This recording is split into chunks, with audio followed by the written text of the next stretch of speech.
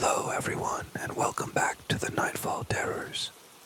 I know many of you enjoy using these videos to help you fall asleep, so before you start to drift off, it would be great if you could leave a comment sharing where you're listening from around the world. If you're enjoying the episodes, don't forget to like and subscribe as well. Now, let's get cozy, settle in, and begin. Someone left a human finger on my doormat for my birthday. It was just past 8 a.m. when I got up. After brushing my teeth, I headed into the kitchen. My mom was already there, sipping coffee and watching one of her usual offbeat news programs. As soon as she spotted me, she stood and wrapped me in a hug. "Happy birthday, honey." Then she sat back down, munching on her toast and asking for my thoughts on yet another bizarre conspiracy theory. I didn't respond, just rolled my eyes while reaching for a mug and pouring myself some coffee. Then the doorbell rang. I figured it must be the party decorations I had ordered and made my way to the door. Strangely, whoever had dropped something off had already disappeared, even though I'd only taken a few seconds. On the doormat was a plain paper envelope. It was light, but something was clearly inside. Curious, I picked it up and opened it. Inside was a torn scrap of paper and a slender black object I couldn't immediately identify. I pulled out the note first. The handwriting was messy, but the words were clear. "Big day today, baby." A shiver ran through me. The handwriting, the tone. It reminded me of him. Could this be from my father? The thought froze me in place. No, it can't be, I muttered, snapping out of it. I turned my attention to the object inside. It was soft, unfamiliar. Carefully, I pulled it out and screamed the moment I realized what it was. A human finger, looked like a pinky. It was blackened, the nail was gone, and the smell was horrible. "Should we cancel the party?" my mom asked after the police left. "No, I don't want to," I replied, slightly irritated. This was supposed to be my first normal birthday since we got away from him. I'd even invited co-workers. The officers said they'd be nearby. "They gave me their direct numbers," I said, trying to reassure her, though it didn't seem to help. She sat at the table, hands covering her mouth, clearly shaken. She looked the way she used to when she'd wait for him to return from the bar, just to see what mood he was in. "Besides," I said, "we don't even know for sure it's him." "It's him, sweetie," she said, her voice low and certain, eyes distant. "We don't know whose finger it was, but you and I both know why it was a finger." Tears welled up in her eyes. I stepped closer. "Even if it is him," I said, resting my hands on her shoulders, "the police will catch him." I wasn't sure if she believed that, but she stood and quietly retreated to her room. It was nearing noon, so I began prepping the living room for the evening celebration. I kept busy, doing my best to push the morning's events out of my mind. But one thought kept circling. Will we ever truly be free of him? The afternoon passed without incident. Snacks were set up, drinks ready, and those cheesy decorations I had ordered finally arrived. After a hot shower, I got dressed and prepared to greet guests. My mom eventually came out too, wearing a long, white dress I hadn't seen in years. The last time she wore something like that, it ended badly with my dad. My two closest friends were the first to arrive. I pulled them aside right away to explain what had happened. "Oh my God, Maria," one of them said, visibly disturbed. "Do you think he's watching you?" "I'm not sure," I replied, "but I've been texting the officer all day. They're doing neighborhood patrols. He's been on their radar for a long time. But why a finger? The other asked, brows furrowed. I didn't respond. Instead, I glanced toward my mother, who was chatting with a friend. They followed my gaze and understood instantly. She was holding her drink with her right hand.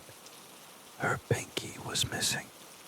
The first time she tried to leave him, I began holding back the emotion. We packed a suitcase and took off while he was at work. He found us at a cheap motel. That's when he cut off her finger. My friends looked stunned, silent, wide-eyed. Jonathan should be here with the cake soon, I said suddenly, forcing a smile and sipping my wine, trying to ease the tension. I mingled, refilled drinks, played upbeat music, telling myself that I wouldn't let him ruin this day. Then the doorbell rang. My heart lifted. Jonathan must be here with the cake. But when I opened the door, it wasn't him. It was another guest, a coworker. Happy birthday, she smiled, handing me a bottle of wine and kissing my cheek. Oh, and I found this just outside, she added, handing me another plain envelope. Thought it looked important. My hands were calm, but my insides turned cold. I nodded, pretending it was nothing, and opened it. Another ripped page, same messy handwriting. No finger this time. Your present is coming, baby.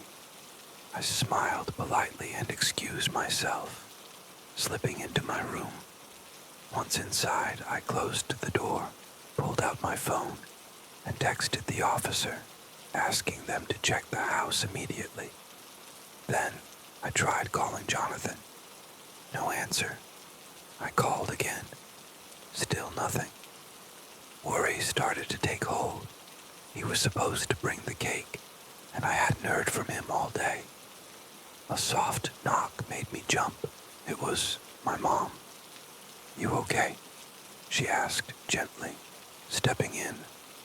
I nodded, though my shaking hands betrayed me. I handed her the note.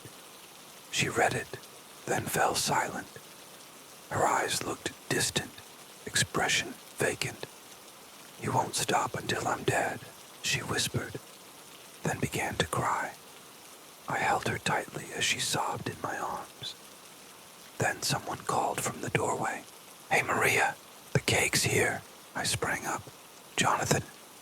Come on, Mom, I said, rushing out. But when we got to the living room, the guests were looking at each other, confused.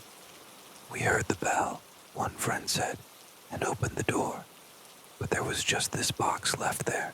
At the door was a bakery box, sealed, white, with the logo printed on top. I brought it to the kitchen counter and felt something wet on my fingers. A thick, dark red drop. The room went quiet. Everyone stared as I untied the bow and opened the box. My stomach turned, but I forced myself to lift the lid. There was no cake. Inside was a severed head, fresh, vivid in color. Eyes shut, mouth slightly open. I recognized it immediately, the face that had haunted us for years. My father's. Stapled to his forehead was another piece of torn paper with the same jagged handwriting. Happy birthday, Maria. If you meet me, please kill me. My friends don't believe me. My family thinks I've lost it. And if I keep pressing the issue, they'll probably have me committed. But I need help. And I think strangers on the internet might be my last shot. So, I'm asking you, begging, really. If you see me on the street and I say hello, if we meet at a bar and you feel like buying me a drink, or if we match on a dating app and start talking, kill me. End it. I don't care how. Ideally, I'd like it to hurt, but I realize that's a lot to ask. It's already a massive request to ask a stranger to commit murder for someone they've never met. I'm sorry to put that on you, but I truly can't keep doing this. Let me explain. I know I came in strong. Please don't go. Just hear me out. Maybe, hopefully, once you understand, you'll see where I'm coming from. Maybe you'll even relate. I can't be the only one that this has happened to. It started 2 months ago at Meech's. It's a small bar my friends and I used to visit every Friday. They hosted karaoke nights and offered free nachos with a drink. It became a routine after Melly moved into an apartment nearby and introduced us to the place. This particular Friday night, probably around 10 p.m. I remember because Jonas had just shown up after his 9 o'clock hospital shift. Melly and I had just finished our slightly drunk rendition of Rhiannon by Fleetwood Mac. We were laughing, stumbling back to our booth when he stopped us. He introduced himself as Tony, short for Antonio. Said he was new in town from somewhere like Idaho or Iowa. I honestly don't remember. He told me he liked my voice, enjoyed my performance, and wanted to get to know me. I agreed. He was exactly my type. Dark hair, green eyes, a bit of stubble. He smelled like Tide, and something that reminded me of my childhood friend Eastra's house. Something familiar. I followed him to a booth near my group, and we ended up talking the entire night. Our first date was the classic dinner and a movie. We saw Hard Eyes. He loved it. I didn't. Afterwards, we went to this fancy little French place nearly an hour away. We drank wine while a woman in the corner sang La Vie en Rose. It was romantic. He was romantic. It was a great night, but the first red flag didn't feel like one at the time. You know how clear everything looks in hindsight. It began when he started using his full name, Antonio, instead of Tony. He said he'd always use Tony because it sounded more relaxed, while Antonio felt stiff and serious. But then one day, he changed his mind. "You've never gone by Ella or Stell?" he asked one evening as we strolled through the city's annual street fair. "Nope, just Stella." "Always been Stella," I said, sipping my soda. "Really? Not even as a kid?" I shook my head. That moment stands out to me now, but back then it felt unimportant. I forgot about it almost immediately, until everything else happened. Now it feels like someone dug it out of my memory and projected it in front of me like a movie. After that, he insisted on being Antonio, completely and totally. And once that switch flipped, everything else started moving fast. Too fast. He changed his hair, dyed it a lighter brown, like mine. His eyes, which were definitely green when we met, turned a deep brown. He slimmed down quickly, his broad shoulders narrowing. His face softened, got rounder, more like mine. He even shrank by about 3 inches. Then he started using my jokes, my phrases. He copied the way I spoke, the specific references I made, ones he hadn't known before. Even my friends noticed. "Oh my God, that's such a Stella thing to say. Oh, you guys are turning into the same person." I love when couples pick up each other's quirks. Except we weren't both doing it. He was copying me. He swapped his button-downs and jeans for my thrifted boots and band tees. He ditched his Vans.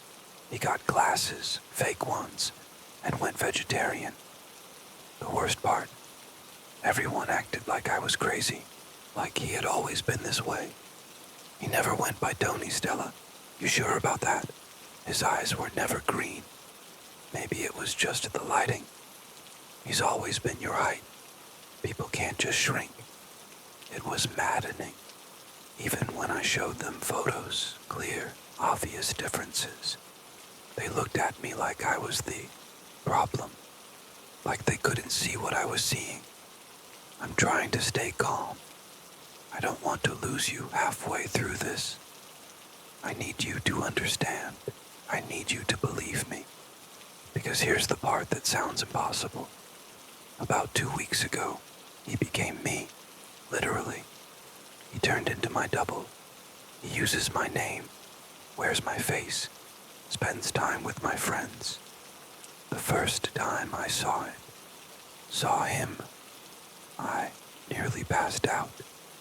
It was like looking into a warped mirror that had stolen my life. My friends didn't react. They didn't notice. They said we didn't even look alike. Nothing struck them as odd. Not even the fact that we share the same name. It's so ridiculous, I almost want to laugh. So here we are. This thing, whatever it is, has taken over my life. He picks up my prescriptions, attends my beauty appointments, takes my Pilates classes, hangs out with my family. Everything I once did, he does now. I need you to kill it. Him. Me. Whatever it is, something has to end. Please. My name is Stella Gobi. I'm 5'5", short, curly brown hair that hits my collarbone. Brown eyes. I wear large, red-framed glasses. There's a skull tattoo on the inside of my right wrist and a scar about 4 inches long down my right arm from a childhood fall off a horse. I weigh 156 pounds. I love Blondie and action films, and I'm allergic to cinnamon. You might run into me at the grocery store. Maybe you'll swipe on me on Hinge or Bumble or Grindr. I hang out in thrift shops a lot, so keep an eye out. But you'll know it's not the real me, because I haven't left my apartment in over a week, and I don't plan to. That thing is out there, pretending to be me. I want it gone before I ever step outside again.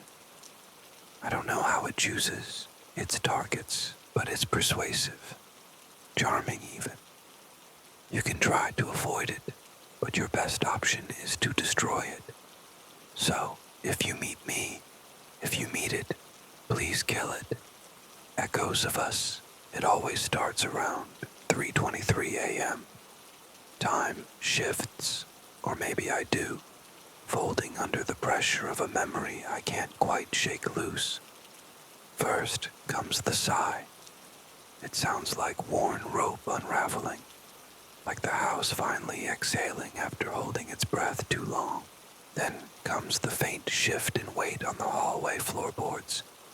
15 steps, always 15. I've counted for years. Each one strikes like a drumbeat in my head. They always stop just outside my door. I no longer open it.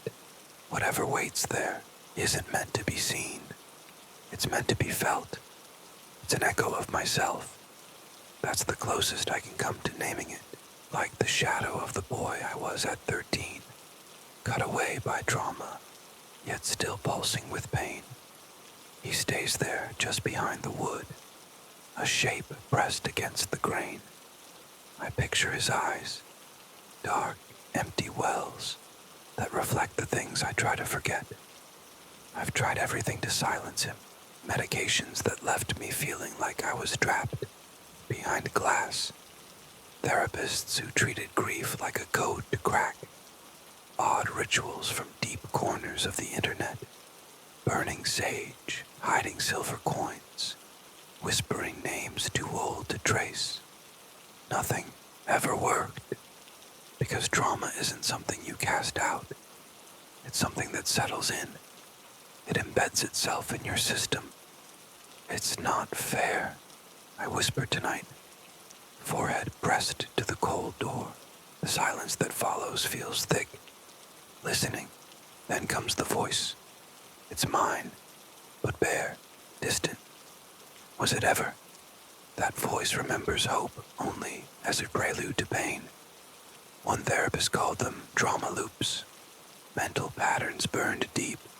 They play over and over until you change the script. But how do you rewrite the ending when suffering is the one holding the pen? Let me in, the voice says, barely above a whisper, heavy like stone, and cold. A deep chill seeps into the room. My skin tightens, not from fear, but recognition. My body remembers what my mind tries to ignore. You're already here, I reply. That's not a metaphor. He's in the way I flinch when someone stands too close, in the static behind my eyes when sleep won't come, in the quiet tremble I disguise as calm. Then look at me, he says. His voice breaks. It sounds like mine. I never look. Not at 3:23. Not when the floor creaks. Not when the door seems to breathe. But tonight, something shifts inside me. I open my eyes. The room is still. Empty. Too cold. My gaze turns toward the antique mirror. Its surface feels off. Like it, too, is remembering. I don't see him. At least, not fully, but something presses against the glass. A shape that wasn't there before. My reflection seems altered. My eyes too wide, too hollow, as if haunted by something half-recognized. And just for a second, I think I see another pair of eyes. Far off, watching. I'm sorry. A whisper comes. Maybe from the mirror. Maybe from me. I never wanted this. Neither did I reply. My reflection stutters, wavers, offers a faint smile too sad to comfort. The second pair of eyes vanishes. Or maybe they were never there. The distortion fades. The cold lingers, but softer now, loosened. The clock clicks over to 3:24 a.m. I am alone, but the echo remains, caught in the air, stitched beneath my skin, tucked deep in my bones. Tomorrow I'll hear the sigh again. The steps will return. The weight will settle outside my door once more, because this is mine to carry. A presence I can't quite see. A name I try not to recall. Always waiting, just beyond the mirror's edge. I'm a taxi driver. One night I picked up a passenger who didn't give me a destination. He simply pointed at people, and they died. Then, he told me what color halo he saw around me. As I write this, my hands won't stop shaking. I don't even know where to begin. I'm not someone who posts online or shares stories. I just drive a taxi to get by. Life's not easy, but it's routine. What happened to me, though? It was beyond belief. It felt more like a nightmare than real life. I'm sharing it here not because I expect answers, but maybe to get it off my chest, maybe to warn someone, maybe so someone will believe me. I don't even know what I'm expecting. I won't mention my name or location. I'm too afraid. It started a few days ago. Could have been a week or more. Time's gotten blurry. It was a typical late night. Barely any fares, hot air, and the usual struggle to cover gas and rental fees. I was parked in a quiet, empty spot, killing time. It was close to 1 a.m. when I saw someone in the distance waving me down. He looked odd, tall and thin, wearing average clothes that hung loosely on him, like they weren't his. But what really struck me were his eyes. Empty, completely blank, like he wasn't looking at me, but through me. I told myself, affair's affair, and pulled over. He got in the front seat without returning my greeting. He stayed silent, staring straight ahead. I waited for him to say where he wanted to go. "Sir, where to?" I asked. He turned his head slowly, like it took effort, and said in a low, gravelly voice, "Drive." "Drive where?" I replied. "I need a destination." He didn't respond, just kept staring forward. "Just drive. Anywhere." I figured he might be high or not right in the head. Still, he looked like he could pay. Maybe a lost tourist or someone waiting on a call. I turned on the meter and decided to drive around a bit.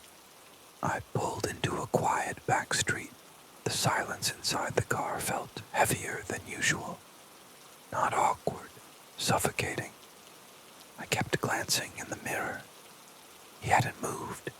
He just stared ahead like a statue, eyes wide and unblinking. 10 minutes passed.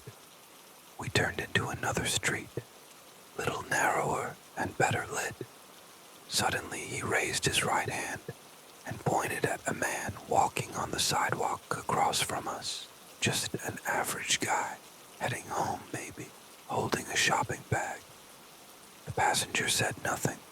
He just pointed, and the man collapsed, hard, face first into the ground. His bag split open, everything inside scattered across the pavement.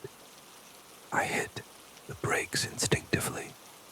The car jolted to a stop. I turned to him, shocked. "What was that? Did you see him fall?" The passenger didn't react. He just stared. A small crowd started gathering around the fallen man. Voices were rising. Someone yelled, "Call an ambulance." My pulse was racing. I looked back at the passenger. Calmly, he lowered his hand and continued staring ahead. I asked, trying to keep my voice steady, "Do you know that guy?" No reply. "Sir, I'm asking you a question." He cut me off, same low voice. "Drive." A chill ran through me. This wasn't normal. Was it just a coincidence? Could he really have caused that? My gut said no. I tried telling myself the man fainted. Maybe he had a medical issue. Just bad timing. But the fear was growing inside me. I stepped on the gas and drove off. I kept looking in the mirror at where the man had fallen and the people surrounding him. We continued in tense silence, but now I couldn't stop watching him in the mirror. Every few seconds, my eyes flicked back. He hadn't moved an inch. It could have been 10, 15 minutes later. We reached a more active main road, slow traffic, cars side by side.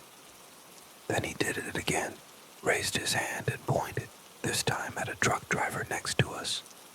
The guy was young, blasting music, singing along. A second passed. 2. Then the truck veered hard right. It smashed into a parked car with a deafening crash. Traffic froze. My heart jumped. I looked at the truck. The driver's head was down against the steering wheel. He wasn't moving. Bystanders ran toward the wreck. I turned to the passenger, panicked. "What did you do? What's happening?" He turned toward me with that same cold stare. He chose. Chose what? What are you talking about? Are you behind this? He didn't explain. Just looked. Forward again. Drive. This time, I was terrified. Not nervous. Terrified.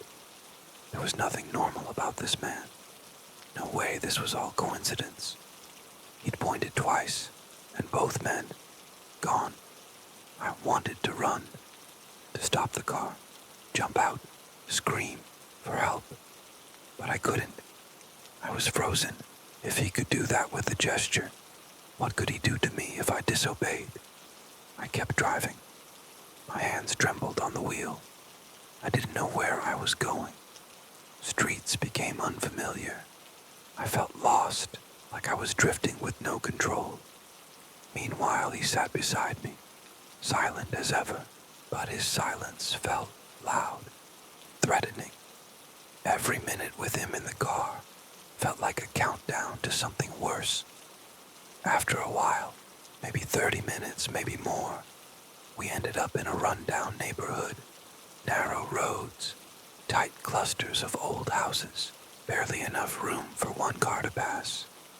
An elderly woman appeared ahead, walking slowly with a cane, clearly fragile and alone. My chest tightened when I saw him begin to lift his hand again. I thought, no, please, not her too. She's just an elderly, helpless woman.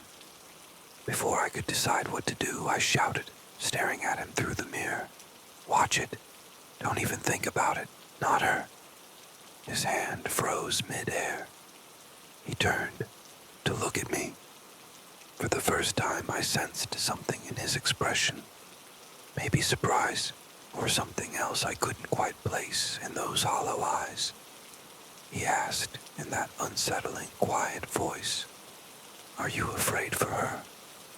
She's old, poor. Just let her be. Why are you doing this? Who are you?"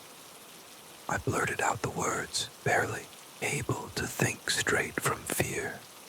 He stared at me silently for a few seconds, then slowly lowered his hand and turned his gaze forward again.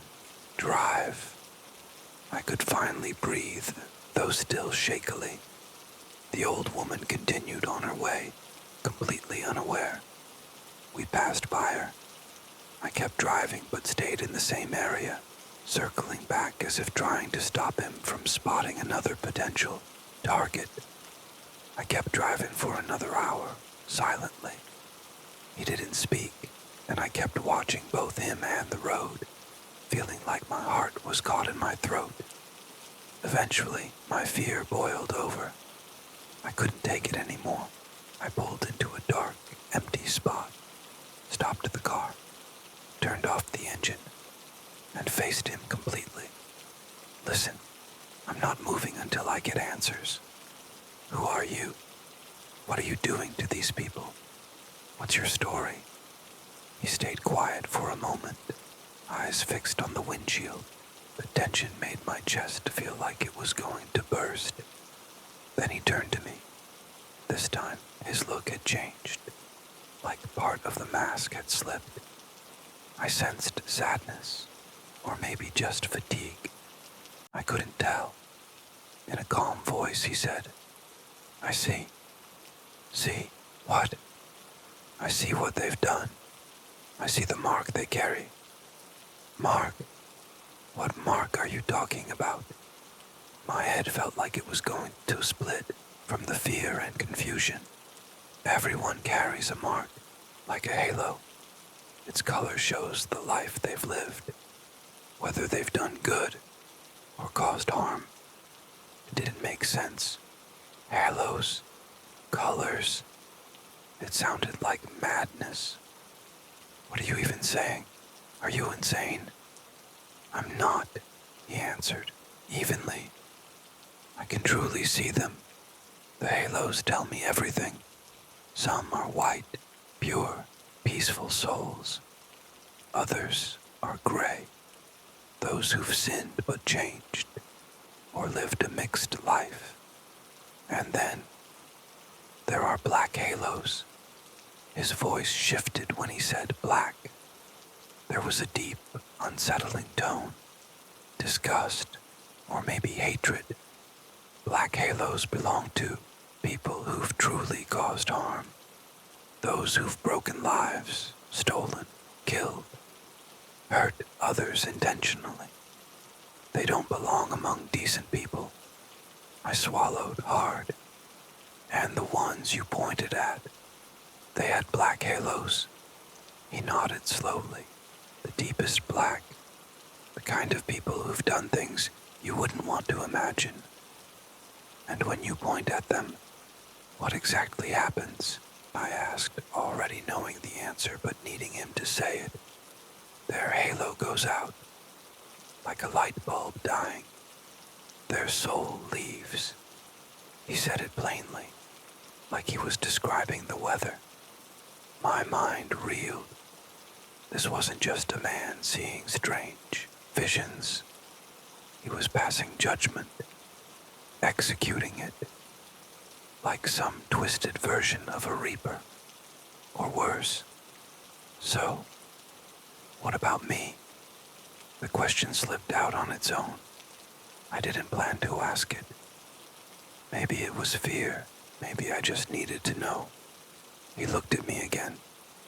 This time, he stared deeply, as if scanning every part of me, like he was flipping through all the chapters of my life.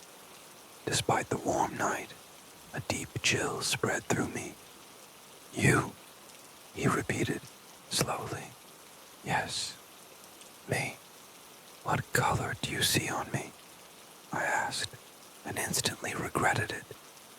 He smiled slightly for the first time, but it wasn't a smile that brought comfort.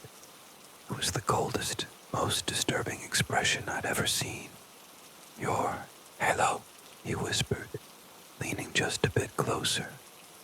Your halo. It's blacker than the night, darker than the devil's own heart. One of the darkest I've ever seen. I lost it. All I remember is throwing the door open and hurling myself out of the stopped car. I ran. I didn't turn back. I ran as if my life depended on it, hearing his voice echo behind me. Blacker than night. I didn't stop running until my legs gave out. I ducked into unknown alleys and back streets, moving further and further away. I took whatever transport I could find and got far from that place, somewhere no one knows me. I left the car, left everything behind. Now I'm in a small, cheap hotel, writing this, trying to process what he said. Why me? Why was my halo the blackest? There's something that happened years ago. I was young, stupid, in desperate need of money. I did something terrible, something that still haunts me, a crime, a kidnapping, a little girl. Things spiraled out of control. She didn't survive, and we, me and two others, we made her disappear, hid what we'd done. No one ever found out. Only the three of us knew, and the other two. They'll never say a word. I have lived with that guilt ever since, trying to forget, trying to live as if it never happened.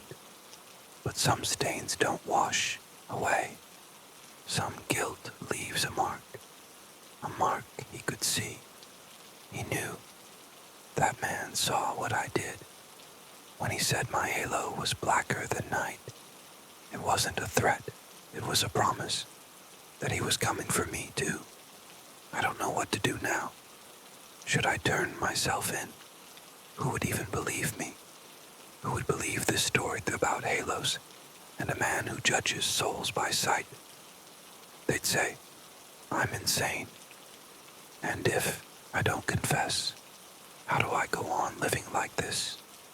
In fear, waiting for the moment he finds me again, waiting for that finger to rise, and for everything to end. Why am I writing this? Maybe it's a confession. Maybe it's so, if something happens to me, someone will know the truth about what I did and about the man out there who sees everything. So if you ever come across a tall, thin man with vacant eyes walking alone at night, leave. Don't let him get close. Don't let him see your halo. As for me, I don't know what happens next. Keep running. For how long? Can he find me? Is he already looking? God help me. I'm terrified. Someone, anyone, tell me what to do. I feel like my time is running out, like he's already on his way. I woke up with another man's face, My name is Rick, or at least it was. One morning, I woke up and the reflection in the mirror wasn't mine. Not a bad hair day. Not a dream. The face staring back was that of a stranger. I shuffled to the bathroom, still half asleep, flipped on the light, and froze. That face wasn't mine. The guy looked maybe 5 years older. Short black hair, already thinning. I used to have thick, dusty brown hair. There was a scar across his chin, like he'd been in a bar fight. Heavy eyebrows, dull brown eyes where green ones should have been. I touched my face. So did he. I blinked. He blinked back. I yanked open the medicine cabinet, hoping for some clue. Pills, alcohol, anything that might explain what was happening. Nothing. Just toothpaste and an old Tylenol bottle. That's when the panic hit. I threw on a hoodie, pulling the strings tight so only a sliver of my face showed, and crept downstairs. My girlfriend, Kelsey, was still asleep. I thought about waking her, telling her, but how do you even begin that conversation? Guys wake up rough all the time, hungover, bruised from a bar fight, but no one expects to wake up as someone else. So I grabbed my keys and headed for the door. I was halfway across the living room when I heard her scream. "Who the hell are you?" I turned. She stood frozen at the top of the stairs, gripping a blanket around herself. "Kelsey, it's me," I said, voice shaking. "It's Rick. Big mistake." She turned and bolted, shouting about calling the police. The look she gave me, like I was a stranger, a threat. I'll never forget it. I didn't stick around, just jumped in my car and drove. No destination, just away. From the house, the strip malls, the life that suddenly wasn't mine. I ended up in the parking lot of a rundown diner, neon lights flickering. It was open 24 hours. I needed to think. As I walked in, the bell above the door jingled. A few people glanced up, then back down at their plates. I slid into a booth near the window. A waitress ambled over, chewing gum. "What'll it be, hon?" "Just coffee," I muttered. She left. I dropped my head into my hands. I had no idea what to do next. Hospital, police, hide out in a motel until I could figure something out. Then I heard it. "Hey, there you are." A big man was standing at my booth. Broad shoulders, tattooed arms, eyes lit with recognition. "We've been looking everywhere for you," he said. "You're supposed to be home." I stared at him. "Think you've got the wrong person," I said carefully. He laughed. "Come on, Alex, you forget your own name." Alex. The name hit me like a punch.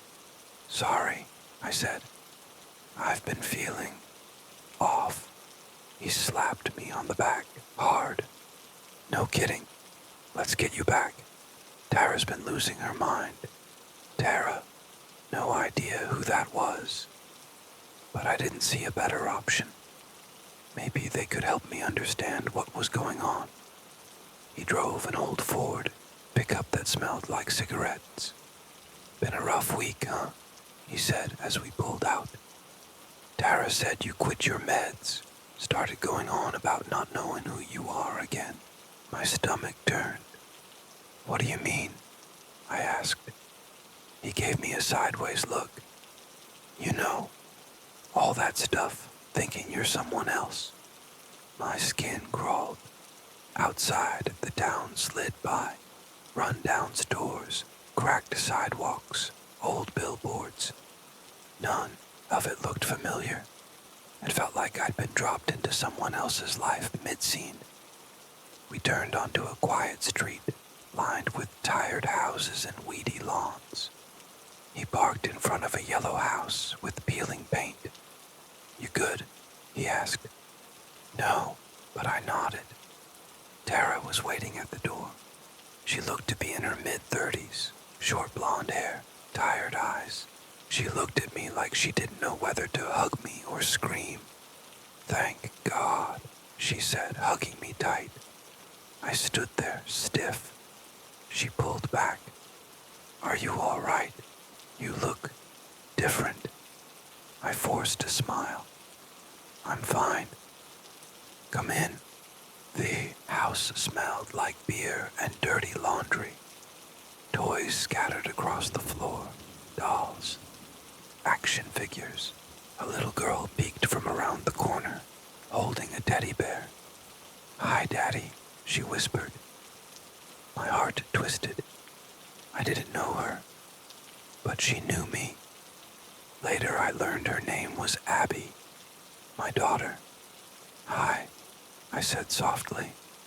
She ran and wrapped her arms around my leg.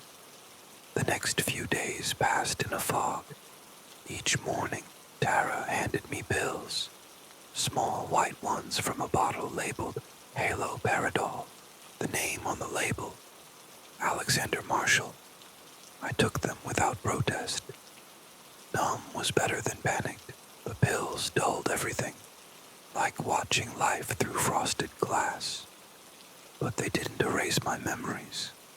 I remembered Kelsey, our tiny apartment over the bookstore, her laugh, the way she stole my hoodies on cold mornings.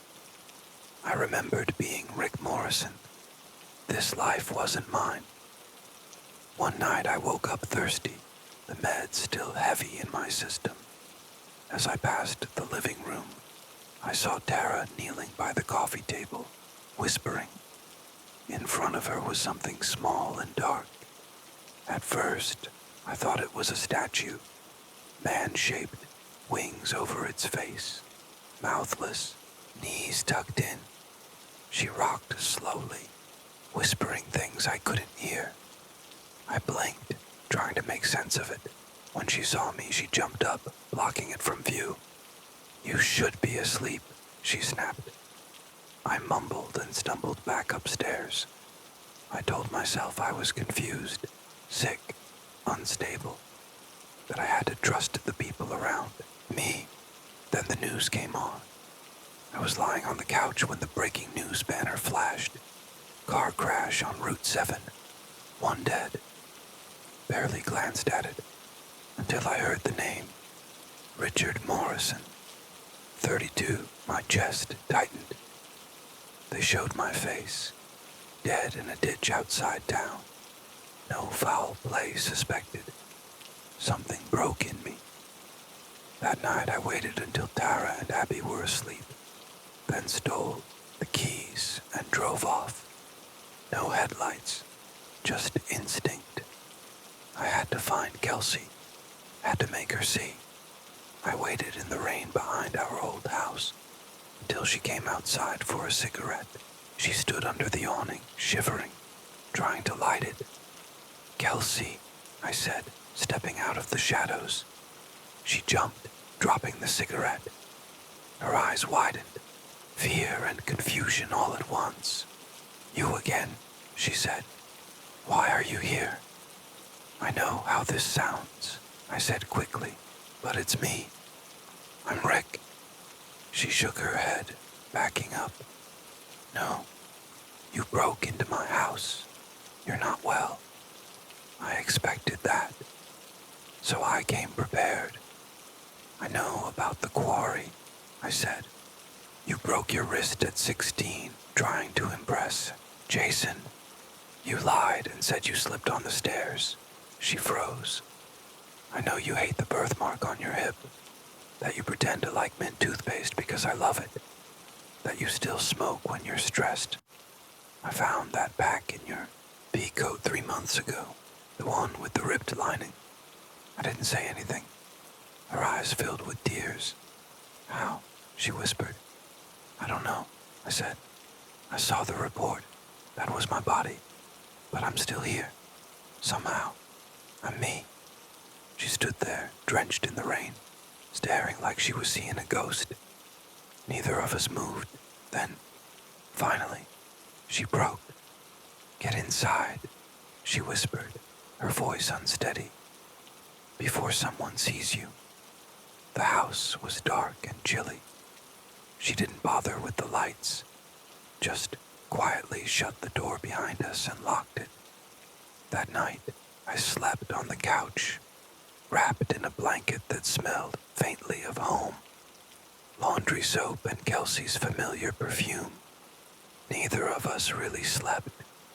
She sat across from me in the armchair, sipping cold coffee.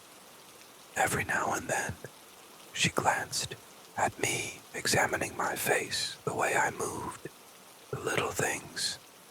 She was looking for signs that I was still me, and I understood. Sometimes, I caught myself doing the same thing, trying to find traces of myself in this unfamiliar face.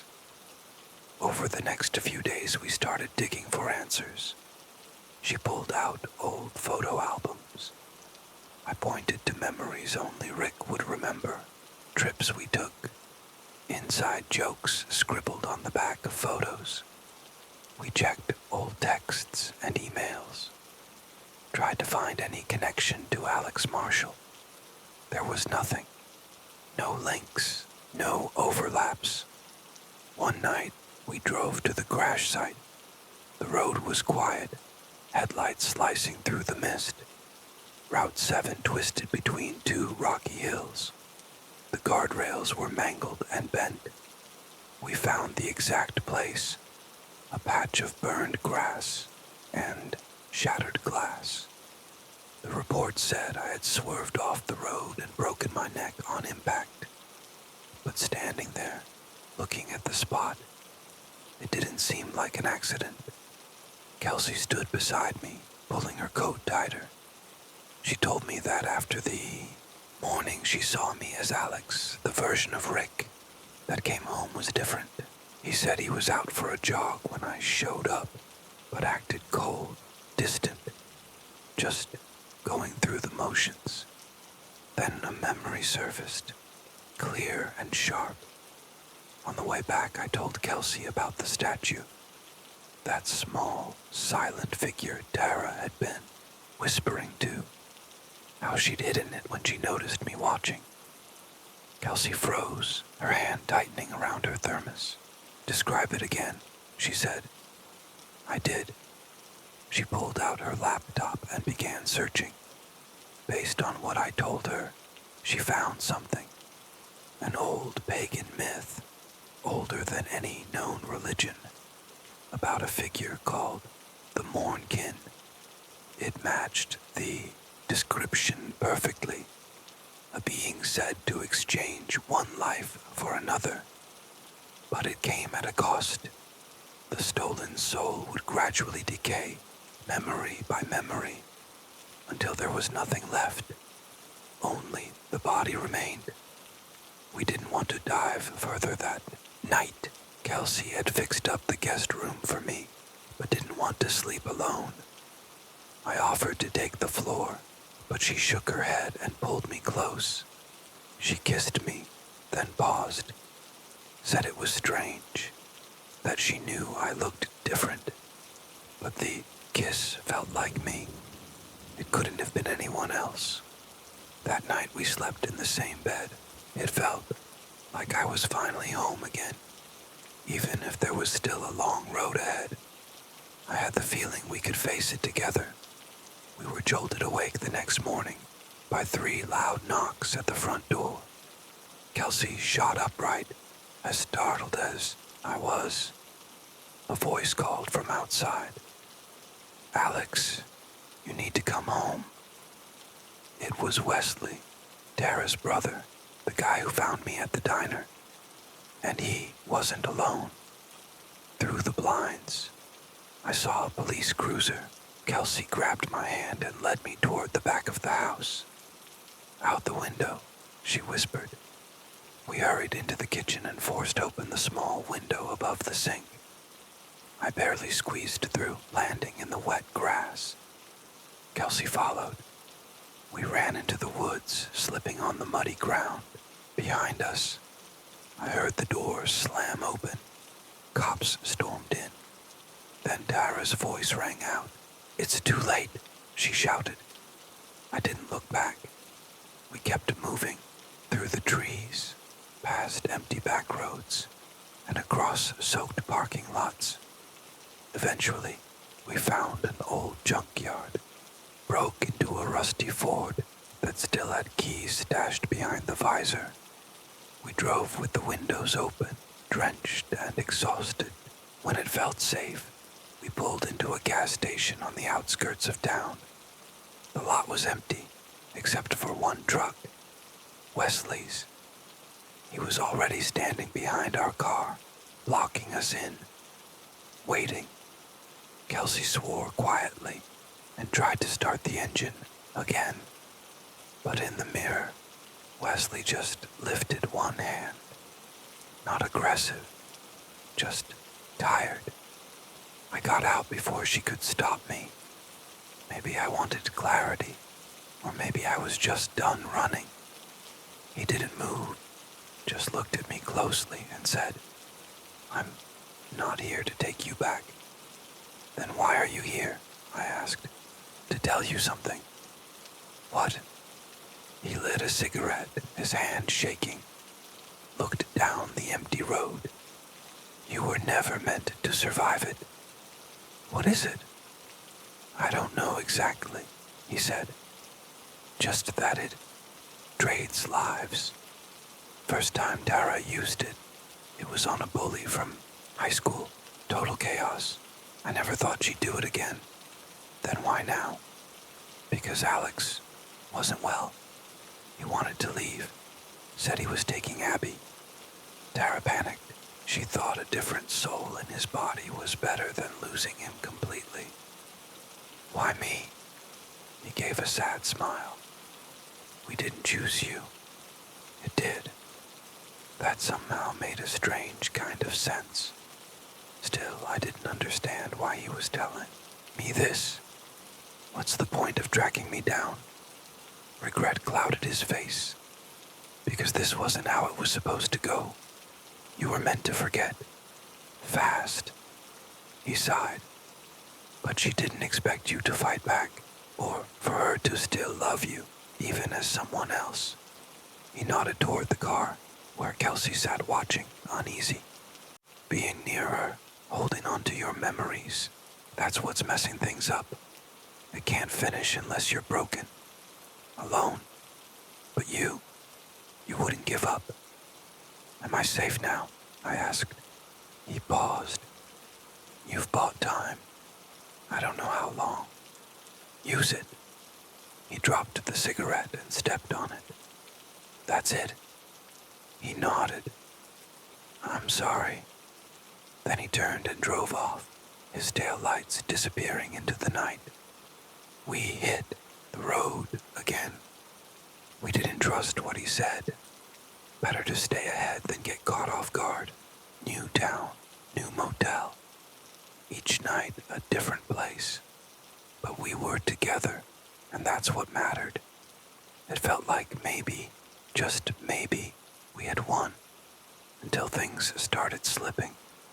First, it was small. Little details Kelsey had told me. Where the car was parked. Our room number. I chalked it up to stress. But then I started forgetting full conversations. Meals we'd shared. Whole days gone. Kelsey noticed. She stayed calm, hopeful. But we both knew something was wrong. Then one night, we stopped at a motel on the edge of town. It was freezing. Kelsey went back in to grab her scarf. I sat on the curb, smoking, watching the stars. They were bright, almost too bright, and some of them seemed to shift, forming a shape, a new constellation. It looked just like that statue, the silent figure curled up, wings over its face. I heard the door open behind me. Footsteps. I turned. A woman stood there, mid-30s, light brown hair, tired but kind eyes, a scarf in her hand. She walked toward me. My heart was racing, though I didn't know why. "Rick?" she asked softly, concern in her voice. I stared at her for a long moment, then shook my head. "Sorry, ma'am," I said gently. "You've got the wrong person." Her eyes filled with tears. She didn't speak, just stared, like she was hoping to see something in me. I shifted uncomfortably. "Are you all right?" I asked. She shook her head. I hesitated. The night was silent around us. "Are you here alone?" She stared at me again, searching for something she couldn't find. Then she nodded. "My phone. I've never been one to believe in the paranormal. I'm not superstitious, and I usually explain away eerie stories as the result of stress, exhaustion, or an overactive imagination. But tonight, none of those explanations apply. I'm rested. I haven't had anything to drink. I didn't watch a horror film or read anything unsettling. I simply got up to grab a glass of water, and now I'm not sure I'll be able to sleep again." It was around 2:30 a.m. when I woke up. Nothing unusual, just that familiar dry mouth that wakes you in the middle of the night. My phone was still in my hand, its screen faintly glowing with Reddit open. Standard insomnia scrolling. I pulled off the blanket, got out of bed, and walked to the kitchen, still holding the phone. I didn't bother with the lights. I've lived here long enough to get around in the dark. I filled a glass from the fridge's water dispenser, took a few sips, and leaned on the counter for a moment while casually browsing Reddit. I think I even left a reply on a thread. After a few minutes, I made my way back to the bedroom. But the moment I opened the door, my heart skipped a beat. On the bed, under the blanket where I had just been lying minutes before, was my phone. Not one that looked like it, not a backup. Actual phone. Same lock screen. Same hairline crack in the top right corner. Same bright green case I impulsively bought last month. I stood frozen in the doorway, barely breathing. I looked down at the phone I was holding, then back at the one on the bed. 2 identical phones. And then things got stranger. The phone in my hand buzzed. A notification, a text message. From me. "Don't touch it." The air felt charged. Every instinct told me to run, but my body wouldn't respond. I stared at the screen, trying to convince myself it was a bug or some kind of prank. Another message came through. "It's not yours anymore." I looked up just in time to see the phone on the bed light up, as though it got the same message. Then it moved, just slightly, a small shift beneath the blanket, but enough to know it wasn't just lying still. I stepped back, heart pounding in my chest. I didn't dare blink. Slowly, I reached for the light switch, keeping my eyes locked on the bed. I flipped the light on. The bed was empty. The phone was gone. I don't know where it went. I searched the entire apartment with every light on, checked all the doors, windows, closets, everything. Nothing. Just me, and the phone still in my hand. I'm writing this now from the living room. All the lights are on. I haven't gone back into the bedroom. The last message I received came about 10 minutes ago. "You left the door open." But I didn't. I swear I didn't. I shouldn't have taken that shot. I've hunted in these woods since I was 12 years old. I've never had a reason to feel afraid out here. I know the ridges, the creeks, the sound deer make as they move through brush. I can tell when a squirrel jumps across a branch. I know the quiet that falls when something bigger is nearby. That silence, that's what warned me. It was about an hour before dusk, cold enough that my breath hung in the air. I was sitting in my tree stand with my crossbow across my lap, waiting for a buck I'd seen on my trail camera the night before. Massive, with a long scar on its neck and antlers that twisted like roots. But when it stepped into the clearing, something felt off. It was limping. It moved like it wasn't used to walking on legs. Its head tilted oddly, like a dog hearing a strange sound. Then it looked up, not at the tree, at me. Its eyes were wrong. No shine, no reflection. Just dark, deep holes. I should have lowered the bow then. I should have climbed down, walked away, and left the woods behind. But I didn't. I took the shot. The bolt hit just below its rib cage. It didn't bleed, didn't even react. It made a low, wet noise, like air leaking from waterlogged lungs, then collapsed awkwardly, folding onto itself. And it stayed there. I watched, waited. 5 minutes, then 10. No movement, no sound. Eventually I climbed down. It took everything I had to walk up to it. My boots felt too loud in the dry leaves. My breath echoed in my ears. The closer I got, the more I realized this wasn't a deer. At first glance, maybe, but its proportions were wrong. Legs too long, neck too narrow. The fur was patchy, showing pale, blistered skin underneath. And the hooves. They weren't hooves, they were hands. Long, thin fingers curled inward, like they'd healed the wrong way. The skin between them was webbed. And the antlers, not antlers. They were bone, twisted, branching from its skull, but also spiraling inward, like the creature was turning in on itself. They twitched. I ran, left the bow behind.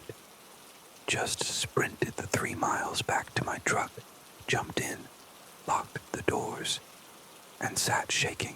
Told myself I imagined it, that it was the adrenaline, that I just needed to get home, warm up, and sleep. But something followed me. It didn't make sense until I reached the cabin. Every light was on. I live alone. I slammed the door shut behind me and locked it. Deadbolt, chain, even pushed the old dresser in front of it. I don't know why. I'm out here alone. No one should be around. But I felt something, like it was still behind me. I kept telling myself I was just shaken, that I saw a sick animal shot too soon and panicked, that none of it was real. But the lights being on didn't make sense. I always turn them off when I leave. Habit. Powers, not infinite out here. I checked every room, doors, windows, closets, even the shower curtain. Nothing. No break-in, no footprints in the dust, no scratches on the floor. Just a strange low buzz in the back of my skull, like the air itself was humming. I turned off the lights one by one, not wanting to draw attention to the cabin. Then I grabbed my rifle and sat on the couch with my back to the wall. I must have dozed off. When I woke, it was freezing, dark. I could see my breath. The air felt damp, thick, like trying to breathe through soaked cloth. The fire had died to glowing coals and frost had formed on the inside of the windows. Then I heard it, a knock, just one, dull, low on the wall, about 6 inches from the floor. I sat straight up, heart pounding, listened. Another knock, same place, just below the living room window. I turned on my flashlight, scanned the wall. Nothing. Then, another knock. Behind me this time. I spun around. Knock, knock, knock. Slower now. Lower. Coming from beneath the floor. I pointed the light down. Nothing but dusty pine floorboards. But I swear I saw one shift slightly, like something was pushing up from underneath. I held my breath. Knock, knock, knock, knock. Now at the back of the cabin. Then near the hallway. Then below the kitchen sink. It was moving, circling. Then it went quiet. I waited. Minutes passed. No sound. I stood up, tried to steady myself, walked toward the hall. That's when I heard it. My voice. Not just a voice. Mine. Whispering. From under the floorboards. I must have blacked out. When I came to, pale morning light was leaking through the frost. My back ached from sleeping on the floor. Rifle still in my grip. For a second, I thought it had all been a dream. The knocking, the voice. Then I saw the window. 4 deep scratches carved down the inside of the glass, like something had tried to claw its way out. And just beneath them, barely visible in the frost, was a handprint. It wasn't human. Too wide. Too many fingers. The mark looked melted into the wood, oily and shimmering faintly in the light. I touched it, still damp. I don't know why I lifted the edge of the bedspread, but I did. Nothing was under the bed, except another handprint and a drag mark leading toward the hallway. That's when the air shifted again. Still, thick, like the world had stopped breathing. Then something hit the front door. Boom. I jumped, rifle raised, stumbled into the wall. Boom. The whole frame shook. Dust fell from the ceiling. The chain lock clattered. Then, silence. I crept forward, step by step. The third hit wasn't like the others. It came low, like something dropped to all fours and pressed against the bottom half of the door. The wood bent inward. It groaned under pressure it shouldn't have held. I raised the rifle. Something spoke through the crack. Not words, just an imitation of breathing, trying to sound human. Wet, croaking, like fluid filled its lungs. Then it laughed. My laugh. Exactly the same. Just a bit too loud. Too long. Then came the whisper, again in my voice, from under the floor. Let me in. I'm cold. I backed up, trying not to scream, mind racing. Did I lock the back door? Were the windows secure? The rifle jammed. I didn't even remember pulling the trigger. Just the click, and the dread of knowing I'd never cleaned the chamber. The door creaked again, slow, splitting. Something slid through the crack.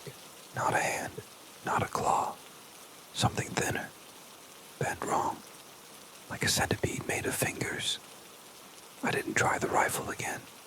I shoved the couch against the door, threw the kitchen table in front of it, dragged the hallway bookcase and toppled it over. Even wedged the coat rack under the handle like a barricade. Something on the other side scraped at the wood. Slow, deliberate, like nails or teeth. I ran to the radio. Old military model, tuned for emergency channels. I'd added a booster last winter when storms cut us off for days. It should have worked. I spun the dial. Static. Tried the presets. Still static. Then something came through. Not speech at first, breathing, then a rustle, then my voice, recorded. Only it said something I'd never said. "Don't shoot," it whispered, panicked. "It just wants a way in. Let it in. Let it in." I dropped the receiver. It felt hot. Another station came on, still me. Same voice, calmer now. "I was cold," it said, "but it's warm inside. You'll see." I shut off the radio, pulled the battery, threw it across the room. That didn't go over well. The thing slammed the door again, harder. Splinters flew. The couch jolted. The table skidded. I rushed to the back door, still locked. I dragged a heavy dresser in front of it, nailed down every window I could, covered the vents, closed the chimney flue, and pushed the coffee table up against it. Then I stood in the center of the room, breathing hard, heart racing, silence, and somehow that was worse. I don't know how long I waited, 10 minutes, an hour. Then came the tapping, not from the door, from the window. I turned slowly. Something stood just beyond the frosted glass, thin, distorted, its head tilted too far. Its limbs twitched like they didn't know how to move. It didn't shift, just tapped. One finger, then another. Then it opened, its mouth wide, wet, and pressed it to the glass and whispered my name. I'm posting this now because I don't know how much longer the power will hold. If anyone's out there, if you're reading this, please send help. I don't think it wants to kill me. I think it wants to be me. I started picking up closing shifts at the coffee shop. I should have never stayed past midnight. I'd asked for more hours because I'm saving up to move out of state. My lease ends in 3 months, and I've been desperate to get away from this town. You know how it is in small places. When something bad happens, it makes the rounds for a few days. Then everyone acts like it never occurred. People vanish, and after the vigils and missing posters disappear, so does the conversation. Not here. So, for the last 14 nights, I've been closing up. I know it's not the healthiest routine, but I needed the money.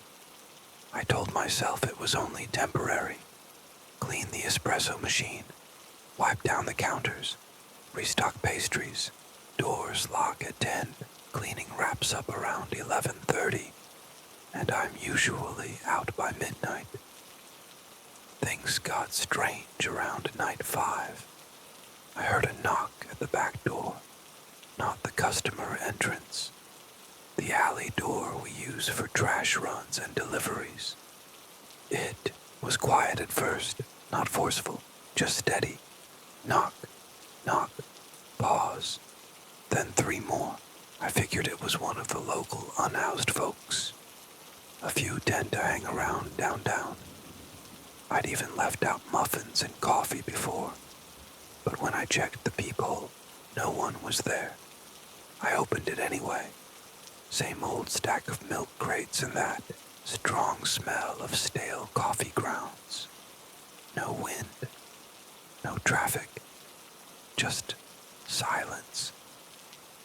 I brushed it off. I do that a lot. Convince myself I imagined things.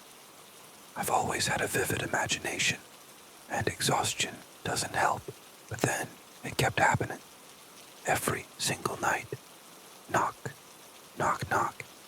Then scratching. Yes, scratching. I began locking the back as soon as we closed, dimming the lights so the place didn't seem open. Still, by around 10:45, the sounds would begin. I started cranking up the music to drown them out. Around night 10, I found something shoved under the door, a receipt from our own register with the words, "I like your skin," scrawled across it in thick black marker. I called my manager, who told me to report it to the police. An officer came by. He was polite but clearly skeptical. He scanned the alley, shrugged, and told me to avoid walking alone at night. Helpful.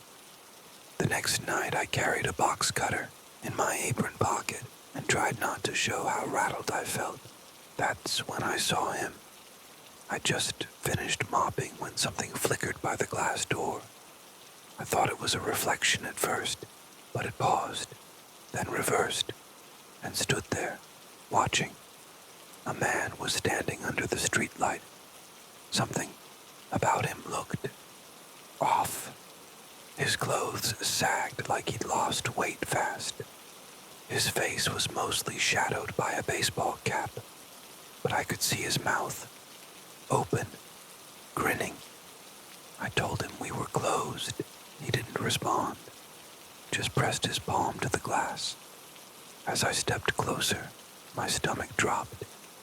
There was blood on his fingers. I backed away slowly, grabbed my phone and called the police again. He was gone by the time they arrived. No sign of him. After that, I started getting paranoid. I'd walk in to find the espresso machine running when I'd sworn it was off. Once, the lights flickered and the stereo started on its own, playing a warped, garbled tune I didn't recognize. I even wondered if the place was haunted. That would have been easier to accept. I asked to switch to daytime shifts. My manager refused. No one else wanted to close. I should have quit, but I needed the paycheck. Last Thursday was my final shift. It started like all the others. Quiet, cold. I didn't hear any knocking that night. I let myself hope maybe it had ended. Around 11:20, I went to the back to grab a new mop head. The light above the supply closet flickered again. I opened the door, reached up, and heard someone exhale behind me. I spun around. Nothing. Just empty space. The closet barely fits one person, but I swear I felt someone breathing on my neck. I ran out, heart pounding, straight to the front. That's when I saw her. Someone was behind the counter, crouched low, rummaging through the cabinet where we keep extra aprons. I thought it was a customer somehow. I don't know why. I stepped forward and said, "Hey, we're closed." The figure stood. It was me, not someone who looked like me. It was me. Same clothes, same hair, same necklace, same chipped pinky nail polish. I froze. It stared back, head tilted slightly. Then it smiled, and the smile was wrong. Too wide, the skin stretched like it didn't belong there. I stumbled back, hands shaking, reached for my phone. It wasn't in my pocket. Must have left it in the bag. Then she spoke. "I've been watching you," she said. My voice, perfectly copied, but it sounded empty, distorted, like it was coming through broken speakers. "I like you." Then she raised a hand, my hand, and peeled something off her cheek. It came away like fabric soaked through. A mask. Beneath it, the face was wrong. Blotchy, raw, stitching still visible. Bits of scalp sewn together, pieces that hadn't fully healed. She had stitched pieces of me onto herself. I don't remember screaming, but I must have. Because when I woke up, I wasn't at the shop anymore. I was here. This room is small, bare, concrete floor, one flickering light bulb. The walls reek of mold and something worse, like decaying meat. She comes in sometimes, still wearing my skin, and she talks to me. and my voice practices it, repeats things I've said before, gets better each time. She's back at work now. No one knows I'm gone yet. She has my phone, my keys, my face. She's writing this too. She wants you to know how simple it was, how much she loves being me. If you stop by the coffee shop this week and the girl behind the counter smiles just a little too wide, don't order. Run. Was it worth it? I am a scientist, though no longer truly human. The vitality that once surged through my veins has left me, and I find myself lost, a mere shell of the person I once was. This isn't a tale of horror, but one of regret. Allow me to share the troubling events that have led me to post this here. I awoke, pulled from a dream of better days. The early morning sun greeted my reluctant eyes, forcing me to squint against its warmth. I dressed myself, donning the finest lab coat money could buy, though that's not saying much. My body, drained of any energy it had once stored, made its way to the kitchen. Though I should have prepared a nourishing breakfast, I continued my ritual of neglect, focusing instead on the coffee maker. Today was an important day. The test was about to begin. The rush of the city was intoxicating. Chicago, home to some of the finest people I've had the privilege to know, though I may be biased. I enjoyed my walk through the bustling streets, the sunlight piercing through the towering buildings, casting a glow on the crowd below. As I approached the lab, my life's work, I felt an uneasy sensation in my stomach, a knot twisting within me. Was it nerves? The test was drawing near. A particle accelerator buried deep beneath the city would soon be put to work. I had waited for this moment my entire life. The analysis of high-energy collisions, a dream I had carried since childhood. Today, that dream would be realized. I shook off the unease, making my way to the elevator just inside the lab's entrance. As I descended into the heart of my creation, excitement took over. The lab itself was a marvel, its walls lined with control panels and brilliant minds who had contributed to its design. I couldn't help but smile as I took it all in. "Hey, John, how's it going?" Mitch, a coworker, greeted me with a grin. "Ready for this?" "Absolutely," I replied with enthusiasm. "Is everything set up?" "Everything's in order," Mitch responded, flipping through the papers on his clipboard. "I just sent Shelley down for some final checks. She should be back in a minute with the rundown." "Great," I said, practically buzzing with excitement. Soon, we would accelerate a pair of electrons through an electromagnetic field, pushing them to speeds that would simulate the conditions of the Big Bang. It was an extraordinary feat, and I was lucky to be in the front row. I turned to see Shelley entering, giving us a thumbs up. We were good to go. Mitch signaled for everyone to take their stations, and the team began the process of activating the massive machine. I waited eagerly as Mitch made the final preparations. "All right," Mitch called. "Test number 1 of Project Hyperion begins now." He glanced at me, offering one last reassuring smile. "Step back from the glass." The hum of the machine reverberated through my body, almost as if I could feel the energy coursing through my veins. The test begins in 5, 4, 3, 2, 1. Boom. I awoke with a start. Darkness enveloped me. I couldn't see, hear, or feel anything. Had the test failed? Was my lifelong dream now shattered? No, it was something far worse. The darkness began to lift, and as my vision returned, I wished it hadn't. I found myself floating in an abyss unlike anything I could have imagined. Below me, a sea of blood red stretched out, and above, a dark star loomed ominously in the sky. Murky clouds shrouded the atmosphere, distorting the landscape. But it was not the environment that troubled me most. I looked down at my body, suspended in the air. My form was unrecognizable. My once human shape had melted and deformed, now a gelatinous mass. My legs had been replaced with a long rat-like tail. My hands had elongated into slimy clawed appendages. I could feel my face, if it could still be called that, had become a grotesque, shifting mass of flesh.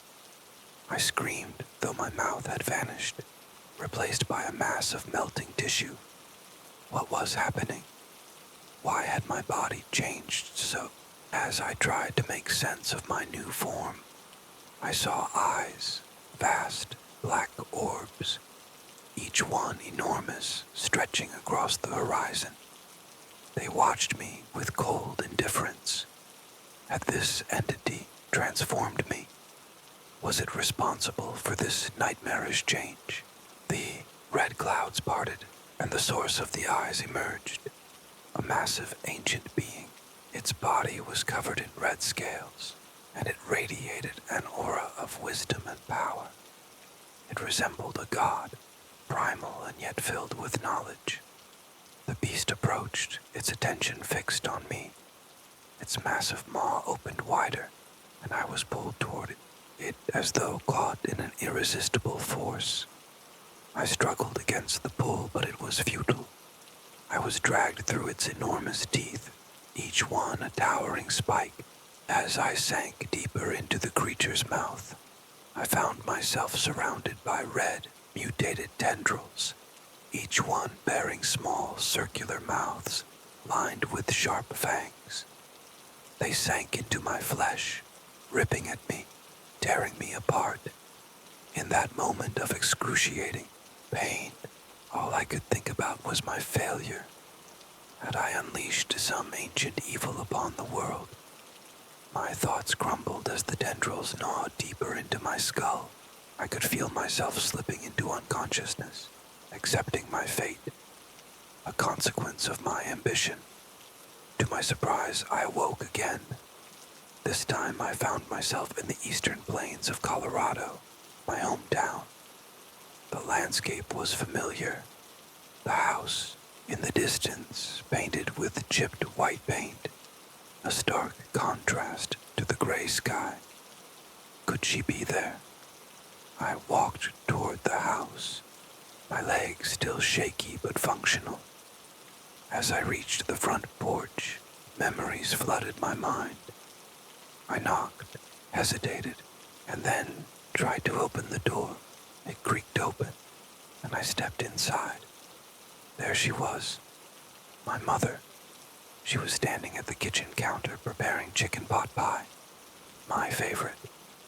I reached out, but I stopped myself. This couldn't be real. My mother had passed away a few years ago from kidney cancer, a condition that could have been treated if caught early, but she had refused treatment. She'd always said the hospital felt too cold. I had wanted to visit her, to see her one last time, but fate had intervened. A snowstorm had grounded my flight, and by the time I arrived, she was gone. Now, here she stood, but it wasn't her. It couldn't be. "Mom," I whispered, my voice trembling. She turned, her movements unnaturally smooth. Her smile was forced, her eyes dark and unsettling. "John," she said, her voice almost familiar, but carrying an unnatural cadence. "Did the project work? It's been so long." She tried to approach me, but I stepped back, repulsed by the entity before me. "Don't you recognize your own mother?" she asked. Her smile twisted and unnatural. "Who are you?" I demanded, fear rising in my chest. The walls around me began to pulse, as if alive, and the floor softened beneath my feet. "I am a whisper of loss," she said, her form beginning to deform. "A creation of regret, of guilt, of everything you've suppressed. I am you." Her hands lengthened into sharp, glistening claws, and her legs fused into a grotesque tail. The creature before me was no longer my mother. It was a reflection of my own sins. As the red tendrils from the walls closed in on me, I heard my reflection cry out, "Did we succeed? Was it worth it?" The tendrils dragged him away, pulling him into the void as the vision collapsed around me. I sat, overwhelmed by the realization of what I had done. Was this my fate? Was I about to die for the dream that had consumed me and those I loved? I awoke again. The cheers of my colleagues filled the air as Mitch shook me awake. "We did it," he exclaimed. "The test was a success. You should see the data coming in. We might even win a Nobel Prize." I managed to grin, patting him on the back. "Was it worth it?" I asked, my voice quiet. "Of course," Mitch said, grinning. "We're going to be famous." He hugged me, caught up in the excitement, but as I looked toward the accelerator, I noticed something. A dark red mist had begun to settle around it. "Excuse me," I said, my voice shaky. "I need some air." "Sure thing," Mitch said, oblivious. "You'll need it when the reporters start calling." I stepped outside, sitting down on the concrete, my mind racing. Was it all a dream, a vision, or was I being punished for something far beyond my understanding? As I write this, I can't shake the thought that the signals we captured during the test don't match anything we've seen before. Nothing from our universe. Was my vision a warning, a glimpse into another reality? The question haunts me still. Was it worth it, the girl in the castle my parents warned me about? I grew up in a quiet, small town where nothing much ever happened. No shopping malls, no bustling tech hubs, just winding roads, friendly neighbors, and an old castle that looked like it belonged in a fairy tale. Standing alone on the edge of town, my parents always told me to stay away from it. It's dangerous. It's falling apart. There are things there that shouldn't be. To be honest, I never really paid much attention. I was 18, bored, and spent most of my time scrolling through social media and chatting with random people online. The castle was just something I passed by in my daily routine. Until one day, it wasn't. It was around 5:30 p.m. when I first saw her. The sky had turned orange as I was riding my bike down the gravel path that curved around the old castle grounds.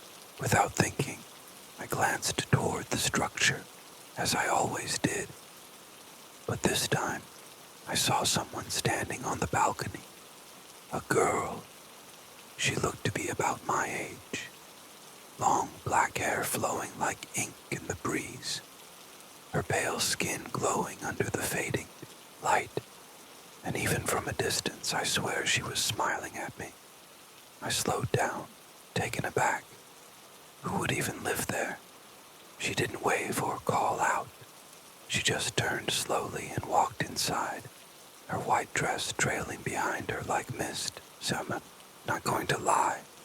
I'm a bit of a flirt, and I had never seen her around town before. Maybe she was visiting. Maybe her family had bought the castle. I was curious, sure, but there was something more. Something about her that I couldn't ignore. The next day, I went back. I didn't tell my parents, of course.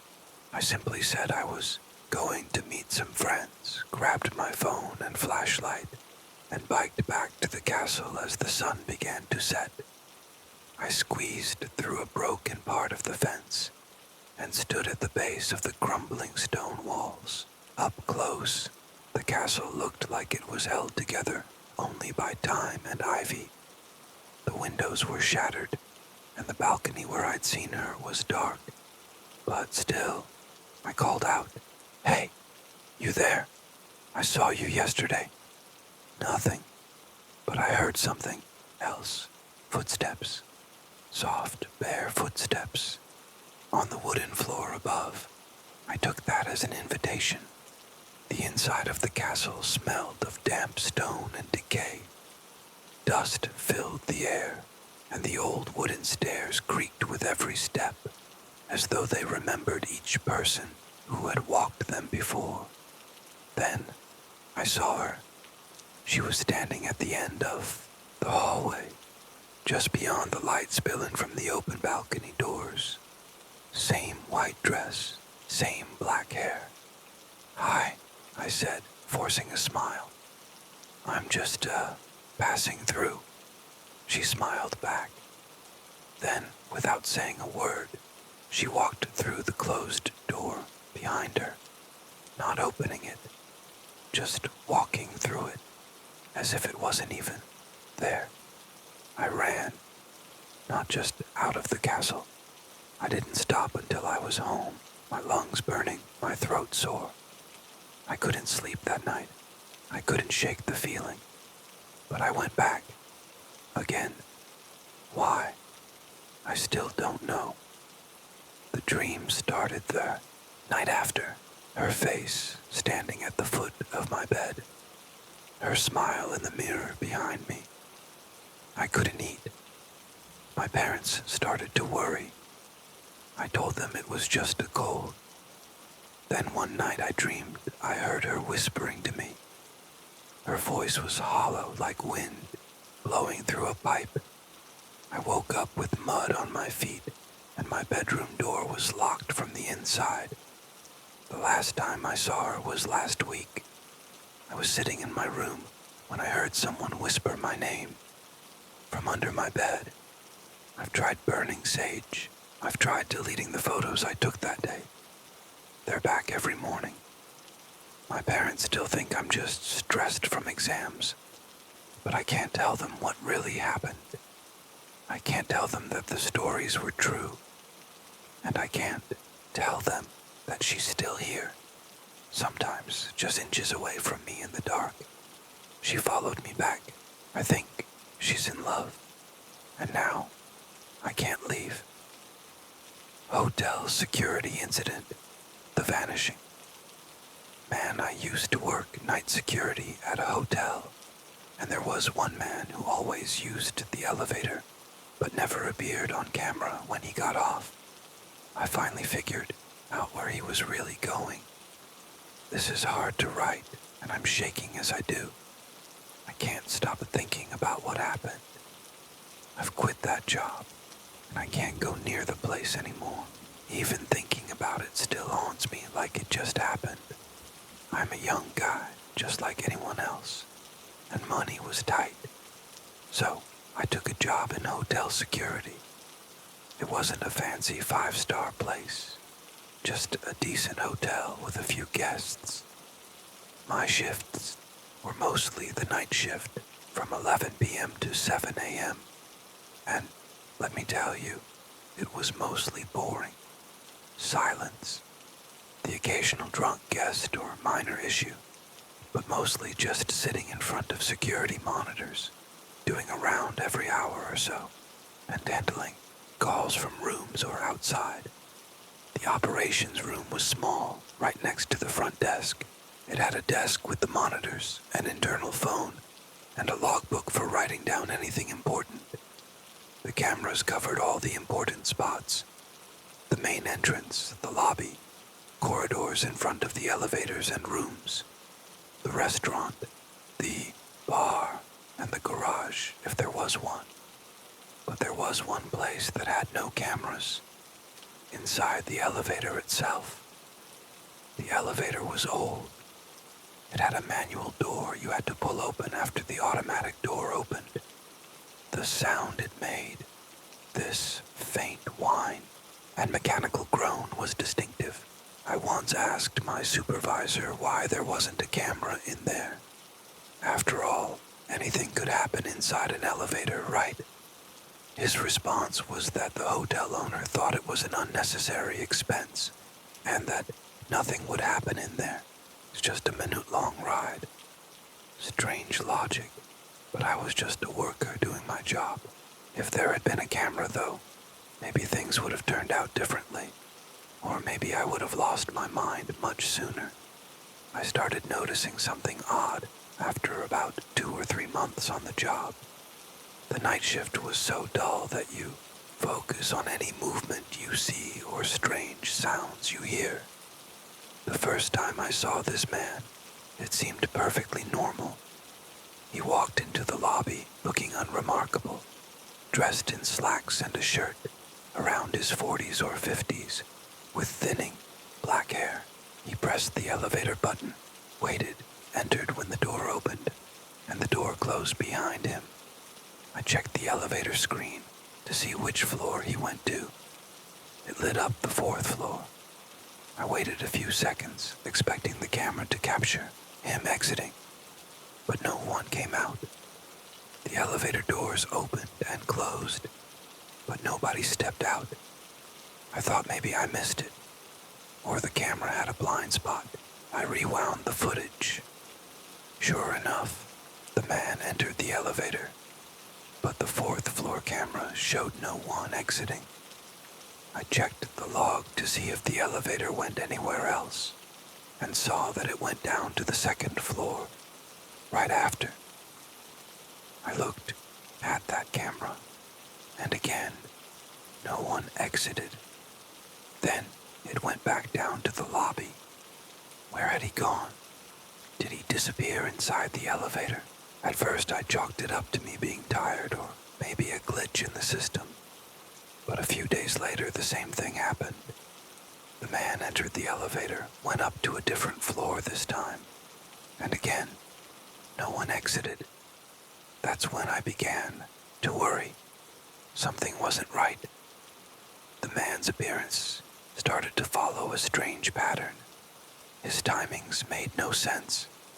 For example, at 1 a.m., he'd enter the elevator, select the 6th floor, and then a couple of minutes later, he'd be back in the lobby despite the elevator still showing it was on the 6th floor. How could that be? I kept watching, waiting for him to appear again. And sometimes he did, sometimes he didn't. There was no consistent schedule. I asked my co-workers and the reception staff if they'd seen anyone matching his description. No one had. The guest logs showed no such person. I spent nights rewatching footage, seeing the same odd pattern. The man entered the elevator, went up, no one exited. Then he would reappear in the lobby. It was the same every time. One night I decided to confront him. I was determined to figure out what was going on. Around 2:30 a.m., I saw his silhouette entering through the main door. My heart raced. I left the security room and rushed to the lobby. It was him, heading towards the elevator. I called out, "Sir, excuse me." He didn't respond. He just kept walking and pressed the elevator button. I hurried to catch up. "Sir, please, I need to speak with you." As I reached him, he turned to look at me. His gaze was blank, like he wasn't even seeing me. No reaction, just a cold, empty look without a word. He stepped into the elevator. I reached for the door, trying to stop him or get in with him. But as I did, something strange happened. It was like a heavy air pushed me back for a moment. The door slid shut, and I stood there, frozen. I looked up at the floor indicator. The light was off. The elevator should have lit up with the floor number, but it didn't. It was as if it wasn't even moving, but I could still hear the faint whine of it running. I ran back to the security room, checked the cameras. No sign of the elevator at any of the floors. The control panel showed the elevator was stationary, but the indicator light was off. It was as if the elevator had disappeared from the system entirely. I stared at the monitors, heart racing, trying to make sense of it all. Then, 5 minutes later, I heard the familiar ding sound of the elevator arriving in the lobby. I quickly checked the lobby camera, and there he was, the man stepping out, just as calmly as before. He walked out of the hotel and disappeared down the street. How was that possible? The elevator hadn't moved, but somehow he was inside it. How had he exited it without it going anywhere?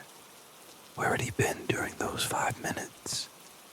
I don't have the answers, but I know this. I will never forget what happened that night. That night, after my shift ended, I couldn't sleep. My mind was racing, filled with endless possibilities. Was it a ghost? Had I been hallucinating? Or was there some sort of malfunction with the elevator and the cameras that no one knew about? But how could all the cameras have failed to show him exiting? And how could his movements make no sense at all? I knew I needed to find out exactly what was happening inside that elevator. Since there were no cameras, I decided to rely on my own senses.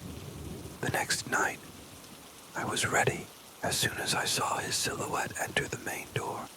I pretended to be busy at the reception desk near the elevator. I watched him approach, press the elevator button, and enter. The elevator was already there. The door opened, and he stepped inside. Without thinking, I quickly stepped into the elevator just before the door closed. My heart was pounding.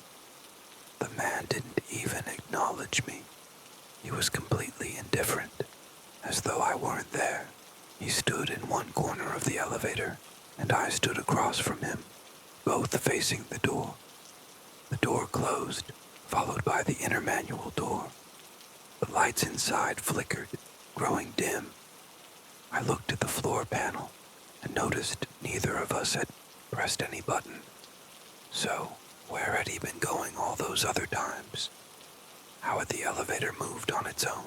Before I could process what was happening, the elevator started moving, but not in a typical up or down motion.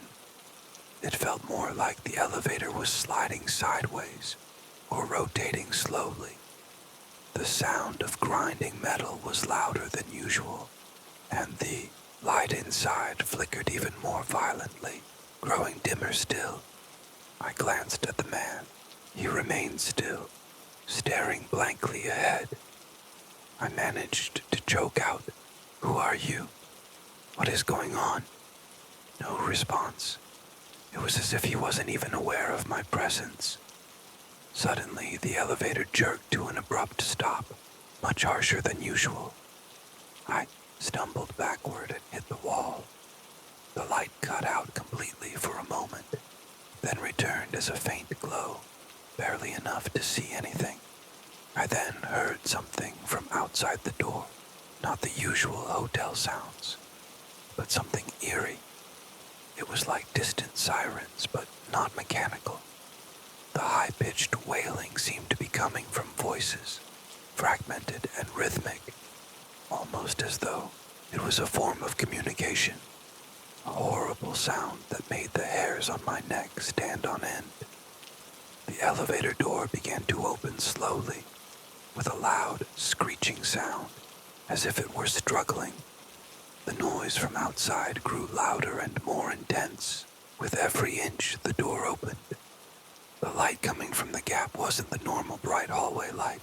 It was a dim red mixed with an unnatural blue, like an otherworldly twilight. My heart was pounding in my chest. I was frozen, unable to move or scream. My eyes stayed locked on the slowly widening gap and at the man who stood motionless as ever. Then I saw it. I wish I hadn't. It wasn't a hotel corridor. The floor wasn't even a floor. It was a shimmering, rippling surface, like thick, black water. Above, the sky was a swirling mix of red and blue, moving like clouds, but not clouds. There were no walls, just an immense open space, obscured by a misty, moving fog. The wailing, shrill sound came from figures moving through the fog, tall, thin shadows that seemed to move in strange, unnatural ways, as though their joints weren't where they should be. These figures were speaking with the wailing sounds, which overlapped in chaotic patterns, creating a sense of consciousness in the noise. But it was incomprehensible and terrifying, like it was trying to break into my mind, dismantling my thoughts. Amidst the fog, I saw something else. Humanoid figures, standing frozen, like statues. Their eyes were completely white, no pupils or irises. Their mouths were slightly open, as if caught in an eternal silent scream. They wore everyday clothes, as if they were regular people who had been taken and placed in this horrifying space, trapped forever. I wondered, was the man with me one of them? Did he travel between these frozen figures? I only saw it for a few seconds, but it felt like an eternity. I felt an intense cold and a deep dread, like the entire universe had shifted, like everything I knew was wrong. I felt nauseous, my stomach turning. Then, as quickly as it had opened, the door began to close, accompanied by that awful screeching noise. The sounds and sights faded as the door shut, and the man remained unaffected, standing still with the same detached indifference. Once the door was completely closed, the light flickered back to its faint normal state. The elevator began its strange motion again, as if returning to its original spot. I slumped against the wall, trembling, unable to stand properly. I looked at the man, then at the closed door, still processing what I had just seen. This wasn't a hallucination. It was real, terrifyingly real. After a minute or so, the elevator came to a normal stop, and I heard the familiar ding of the lobby floor. The inner door opened, followed by the automatic door. The normal lobby sounds returned, the hum of the air conditioning, the soft yellow light. It was as if nothing had happened.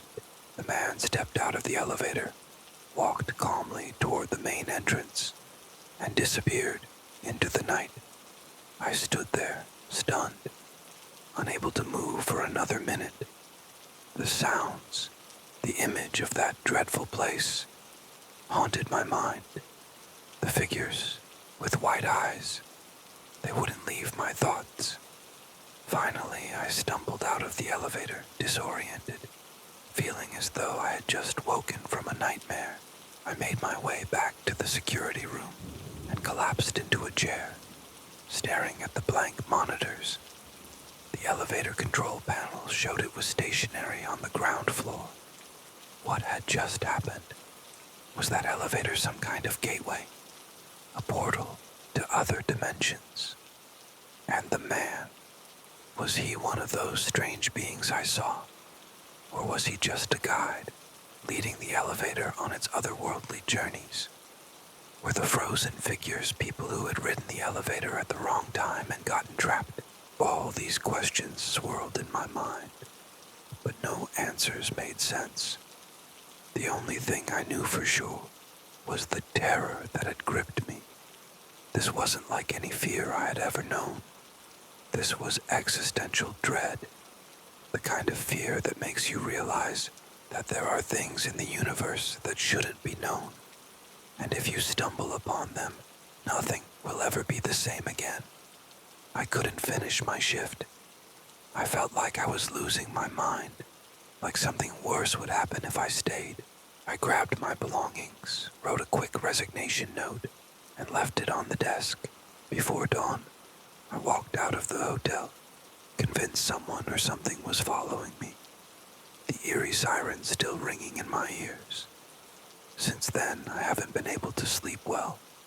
Every time I close my eyes, I see the red and blue lights and I hear those high-pitched sounds. I'm afraid of elevators, afraid of small spaces. I feel like reality itself is fragile, and there are places, other dimensions, that occasionally intersect with ours. Like that damned elevator. I've left the job, but the fear won't leave me. I wrote this to share my experience. Maybe someone will believe me, or perhaps someone else has been through something similar. I don't want anyone to know who I am.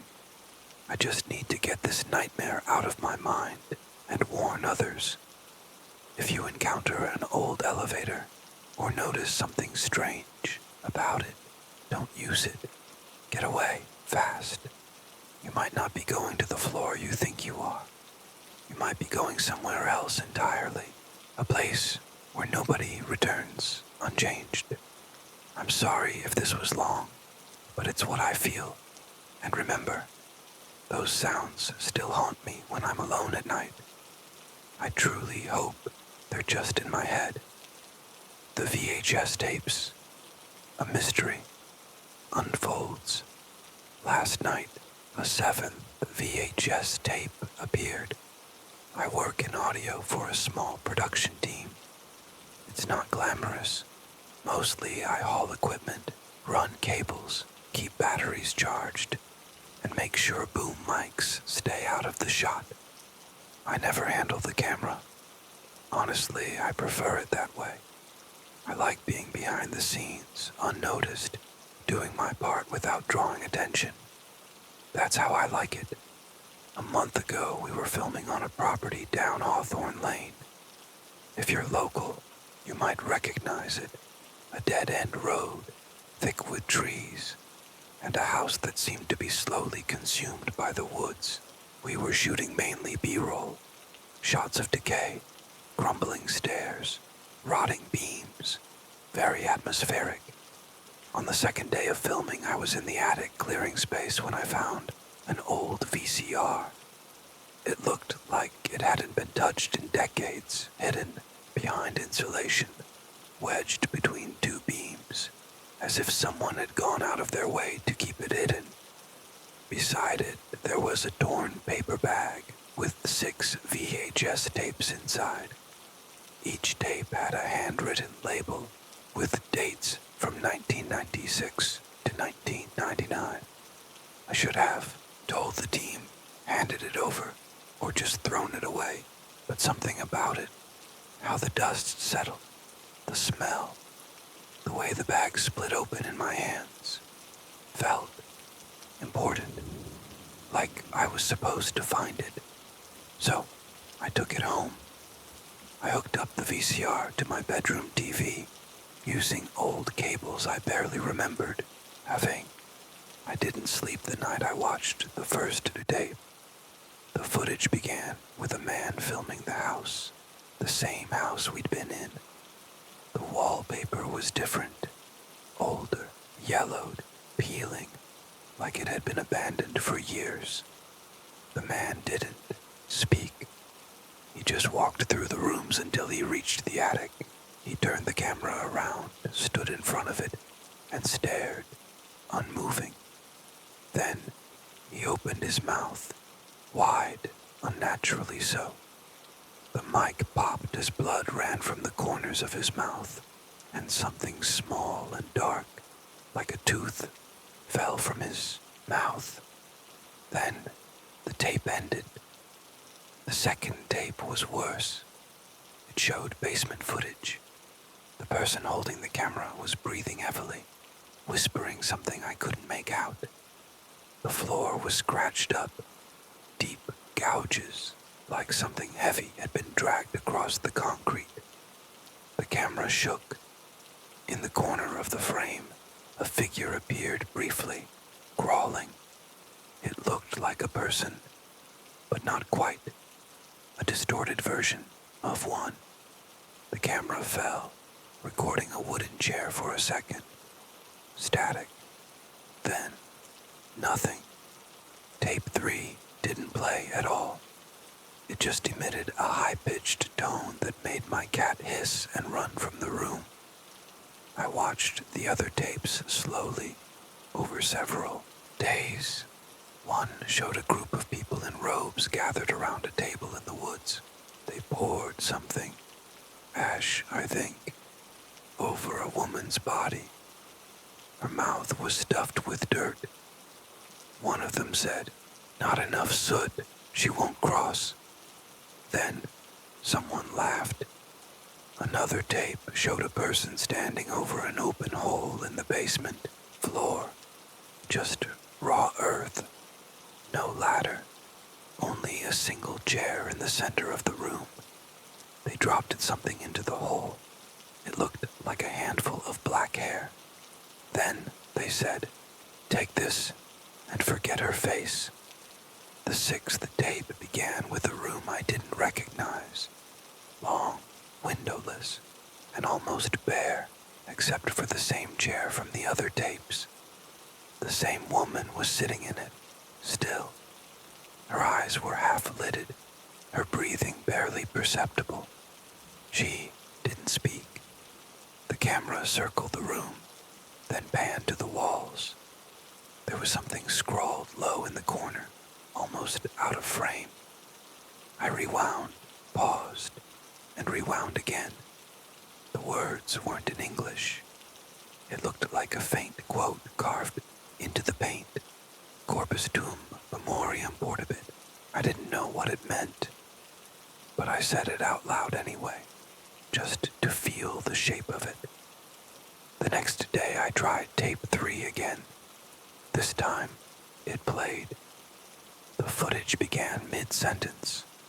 A man in the attic, older now, his eyes hollow, his mouth full of something dark. He looked directly into the camera and said, "She walks when the tape ends." Then he stepped aside, revealing the woman. Again. She wasn't bound, but she was still. Her mouth was clean, and now she was smiling. I then heard something from outside the door, not the usual hotel sounds, but something eerie. It was like distant sirens, but not mechanical. The high-pitched wailing seemed to be coming from voices, fragmented and rhythmic, almost as though it was a form of communication. A horrible sound that made the hairs on my neck stand on end. The elevator door began to open slowly, with a loud, screeching sound, as if it were struggling. The noise from outside grew louder and more intense. With every inch the door opened. The light coming from the gap wasn't the normal bright hallway light. It was a dim red mixed with an unnatural blue, like an otherworldly twilight. My heart was pounding in my chest. I was frozen, unable to move or scream. My eyes stayed locked on the slowly widening gap and at the man, who stood motionless as ever. Then I saw it. I wish I hadn't. It wasn't a hotel corridor. The floor wasn't even a floor.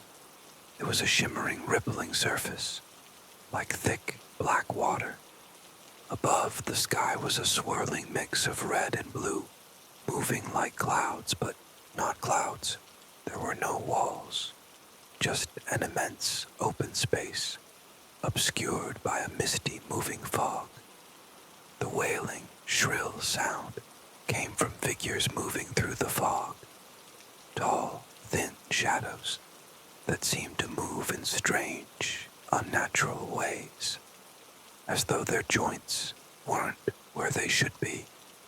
These figures were speaking with the wailing sounds, which overlapped in chaotic patterns, creating a sense of consciousness in the noise. but it was incomprehensible and terrifying, like it was trying to break into my mind, dismantling my thoughts. Amidst the fog, I saw something else. Humanoid figures, standing frozen, like statues. Their eyes were completely white, no pupils or irises.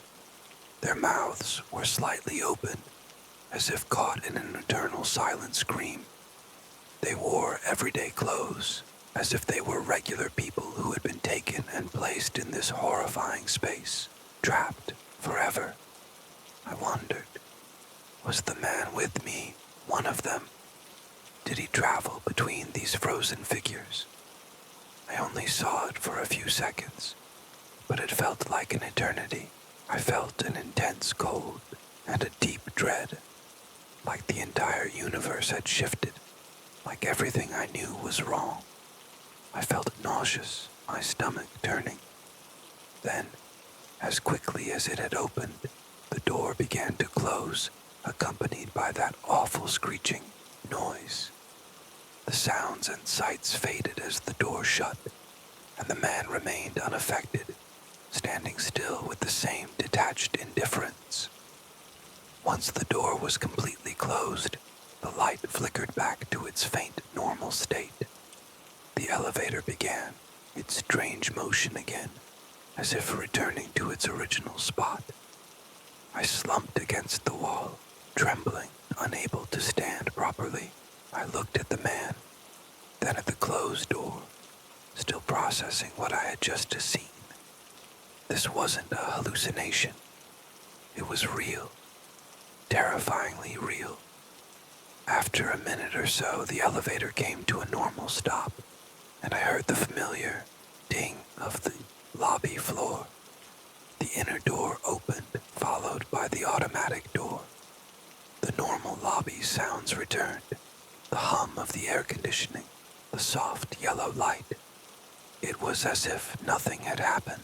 The man stepped out of the elevator, walked calmly toward the main entrance, and disappeared into the night. I stood there, stunned, unable to move for another minute. The sounds, the image of that dreadful place, haunted my mind. The figures, with white eyes, they wouldn't leave my thoughts. Finally, I stumbled out of the elevator, disoriented, feeling as though I had just woken from a nightmare. I made my way back to the security room and collapsed into a chair, staring at the blank monitors. The elevator control panel showed it was stationary on the ground floor. What had just happened? Was that elevator some kind of gateway? A portal to other dimensions? And the man, was he one of those strange beings I saw? Or was he just a guide, leading the elevator on its otherworldly journeys? Were the frozen figures people who had ridden the elevator at the wrong time and gotten trapped?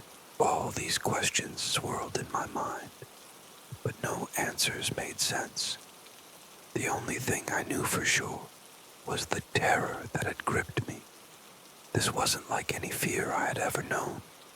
This was existential dread, the kind of fear that makes you realize that there are things in the universe that shouldn't be known, and if you stumble upon them, nothing will ever be the same again. I couldn't finish my shift. I felt like I was losing my mind, like something worse would happen if I stayed.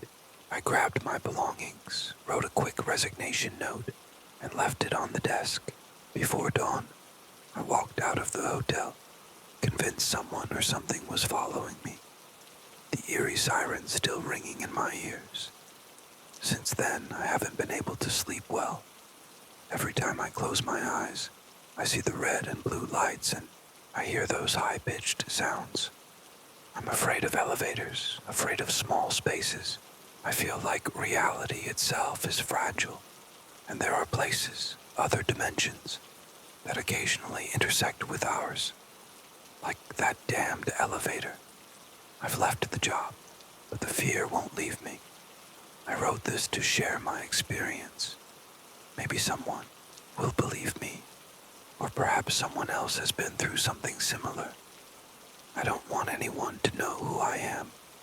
I just need to get this nightmare out of my mind and warn others. If you encounter an old elevator or notice something strange about it, don't use it. Get away, fast. You might not be going to the floor you think you are. You might be going somewhere else entirely, a place where nobody returns unchanged. I'm sorry if this was long, but it's what I feel. And remember, those sounds still haunt me when I'm alone at night. I truly hope they're just in my head. The VHS tapes. A mystery unfolds. Last night, a seventh VHS tape appeared.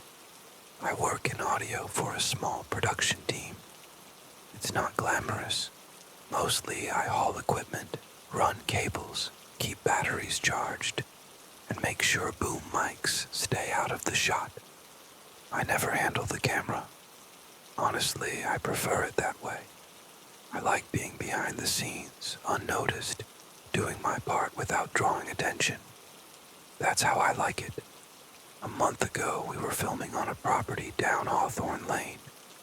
If you're local, you might recognize it. A dead-end road, thick with trees, and a house that seemed to be slowly consumed by the woods. We were shooting mainly B-roll, shots of decay, crumbling stairs, rotting beams, very atmospheric. On the second day of filming, I was in the attic clearing space when I found an old VCR. It looked like it hadn't been touched in decades, hidden behind insulation, wedged between two beams, as if someone had gone out of their way to keep it hidden. Beside it, there was a torn paper bag with 6 VHS tapes inside. Each tape had a handwritten label with dates from 1996 to 1999. I should have told the team, handed it over, or just thrown it away, but something about it, how the dust settled, the smell, the way the bag split open in my hands, felt important, like I was supposed to find it. So, I took it home. I hooked up the VCR to my bedroom TV, using old cables I barely remembered having. I didn't sleep the night I watched the first tape. The footage began with a man filming the house, the same house we'd been in. The wallpaper was different, older, yellowed, peeling, like it had been abandoned for years. The man didn't speak. He just walked through the rooms until he reached the attic. He turned the camera around, stood in front of it, and stared, unmoving. Then he opened his mouth, wide, unnaturally so. The mic popped as blood ran from the corners of his mouth, and something small and dark, like a tooth, fell from his mouth. Then the tape ended. The second tape was worse. It showed basement footage.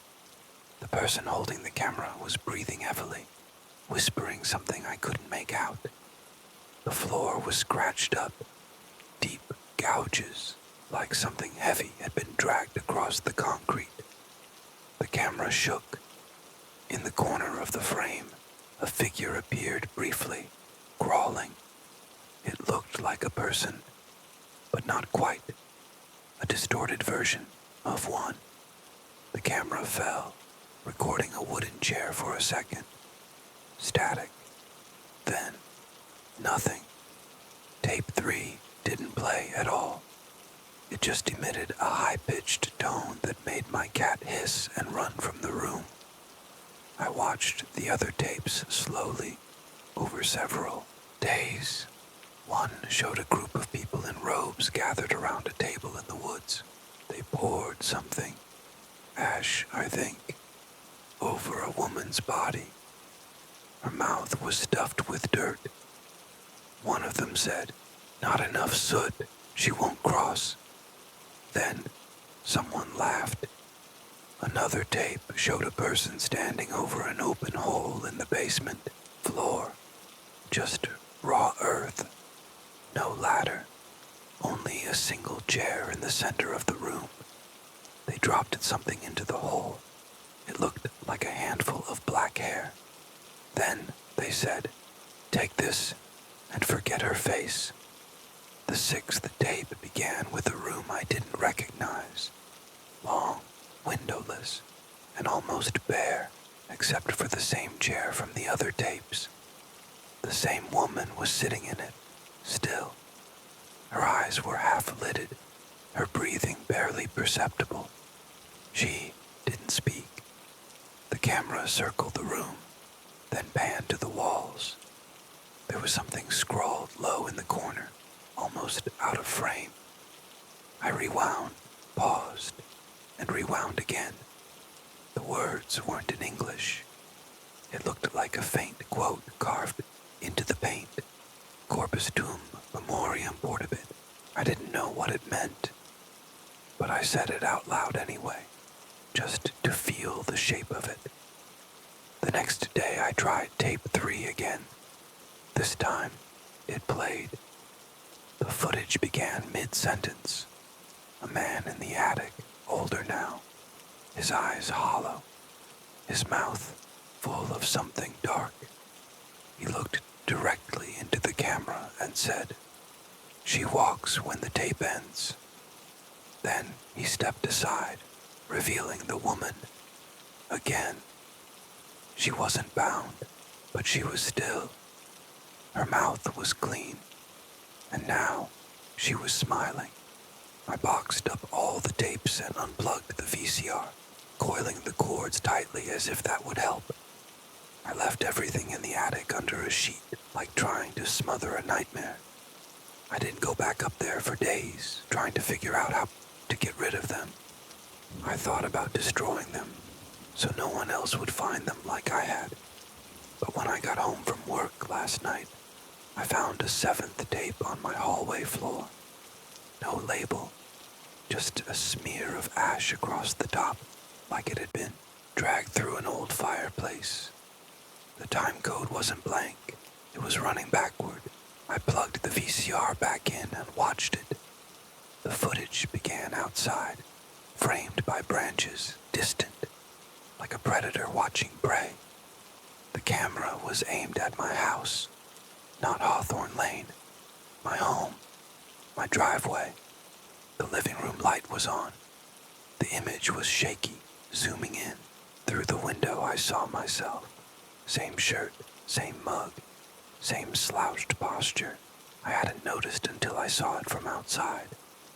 I paused the tape and stared at the screen. Then I pressed play again. The footage shifted to a new angle, closer now, inside the house. Static filled the first few seconds, but when it cleared, I was staring at my own bedroom. There I was, asleep, still, just breathing beneath the blanket. Then the screen cut to black, and the tape ejected itself. I tried to get rid of the tapes. I burned one, buried another, and locked the rest in a storage bin. But the next morning, they were back in the same spot, covered in the same dust. I told myself maybe I had imagined moving them. I don't know what's happening. I didn't steal anything. I didn't break any rules. But I think I watched the tapes out of order, rewinding parts I wasn't supposed to see, and I said something I didn't understand. Now, I'm afraid that if I fall asleep again, there'll be an 8th tape waiting for me when I wake up. Bumps and deadbolts. I should warn you up front, I'm not much of a writer. Heck, I'm not even much of a reader. But here's what happened.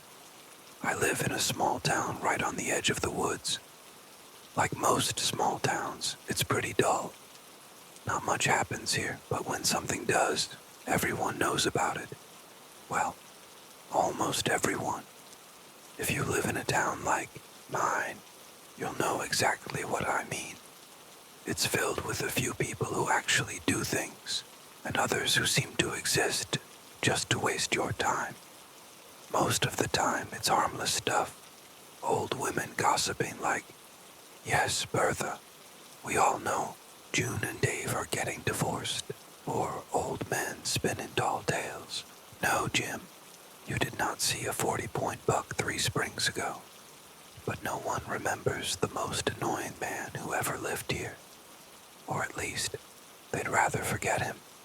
I never thought my time was all that precious, but I did my best to stay out of it all. Even so, I'd occasionally get pulled into the latest town gossip or some story. But even the most talkative folks avoided Frank. Frank was pleasant enough, aside from his monotonous voice and his endless rambling that never seemed to end with a point. Conversations with him were like an endless descent into the absurd. I remember one time he spent over an hour detailing how to make French toast, breaking it down like it was some life-changing discovery. By the time he finished, the only thing anyone felt was a sudden disinterest in ever eating French toast again. Frank was the definition of normal.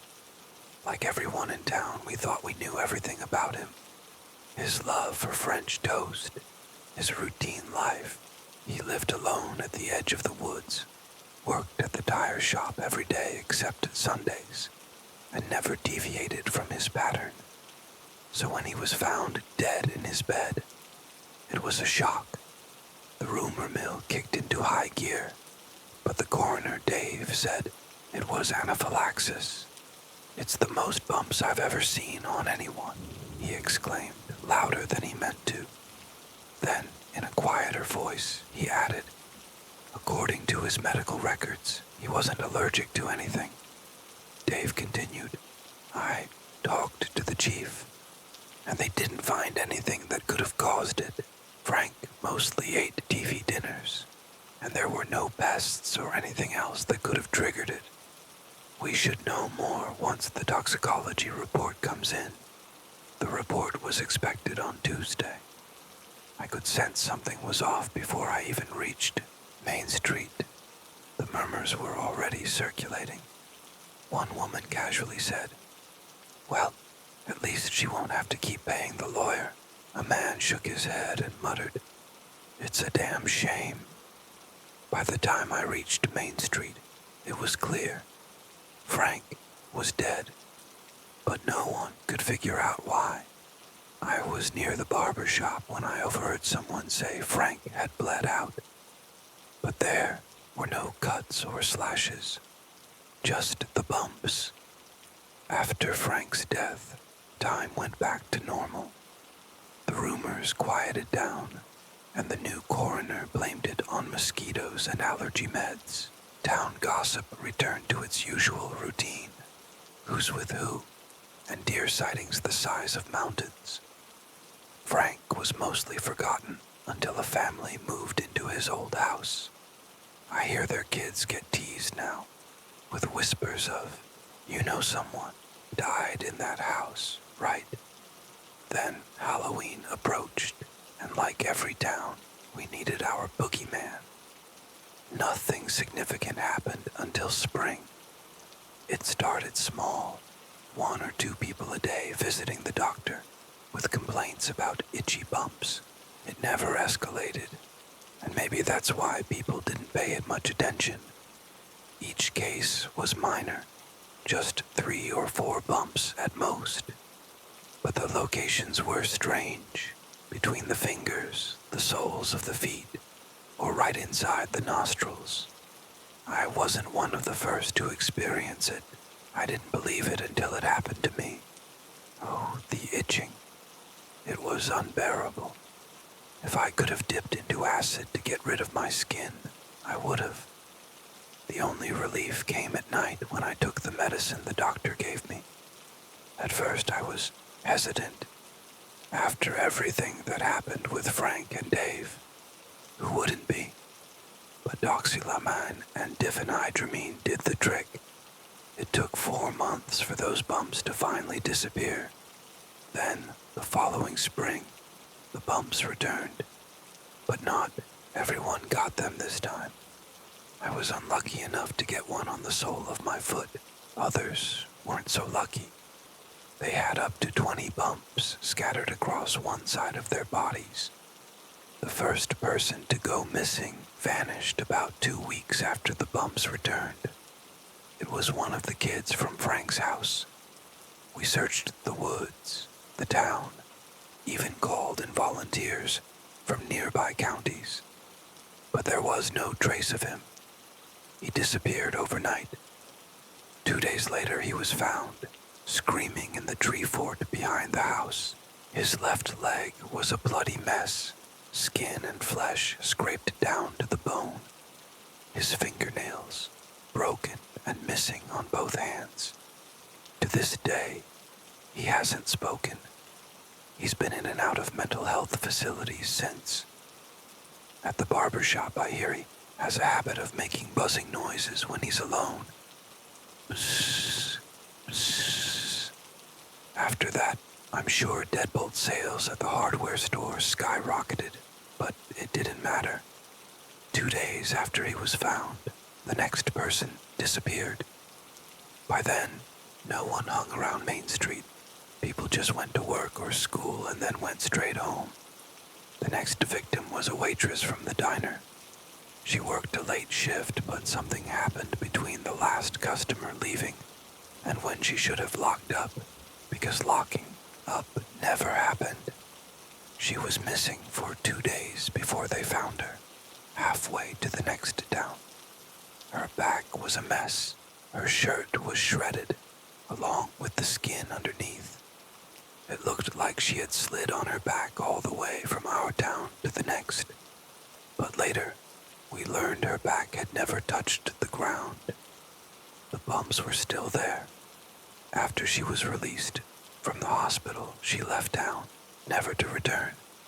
No one knows what happened during those 2 days. Next, it was Gary from the hardware store. Despite selling deadbolts, he never bothered to install one himself. It followed the same pattern. He went missing.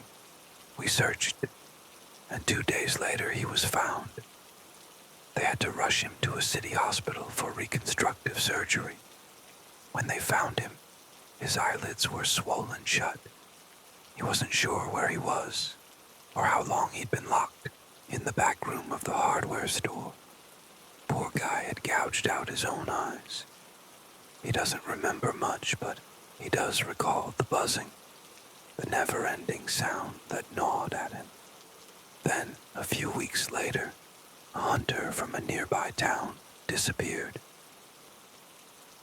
During the search, police found a storm cellar in a burnt-down shack. Inside, they discovered a bunk, a table, and a wood stove. Among the items was Gary's ID. At some point during the investigation, the place caught fire.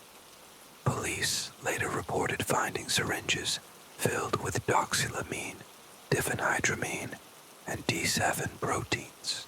They think the fire spread so quickly because the rags were soaked in brake fluid. But the hunter was never found anywhere near the shack.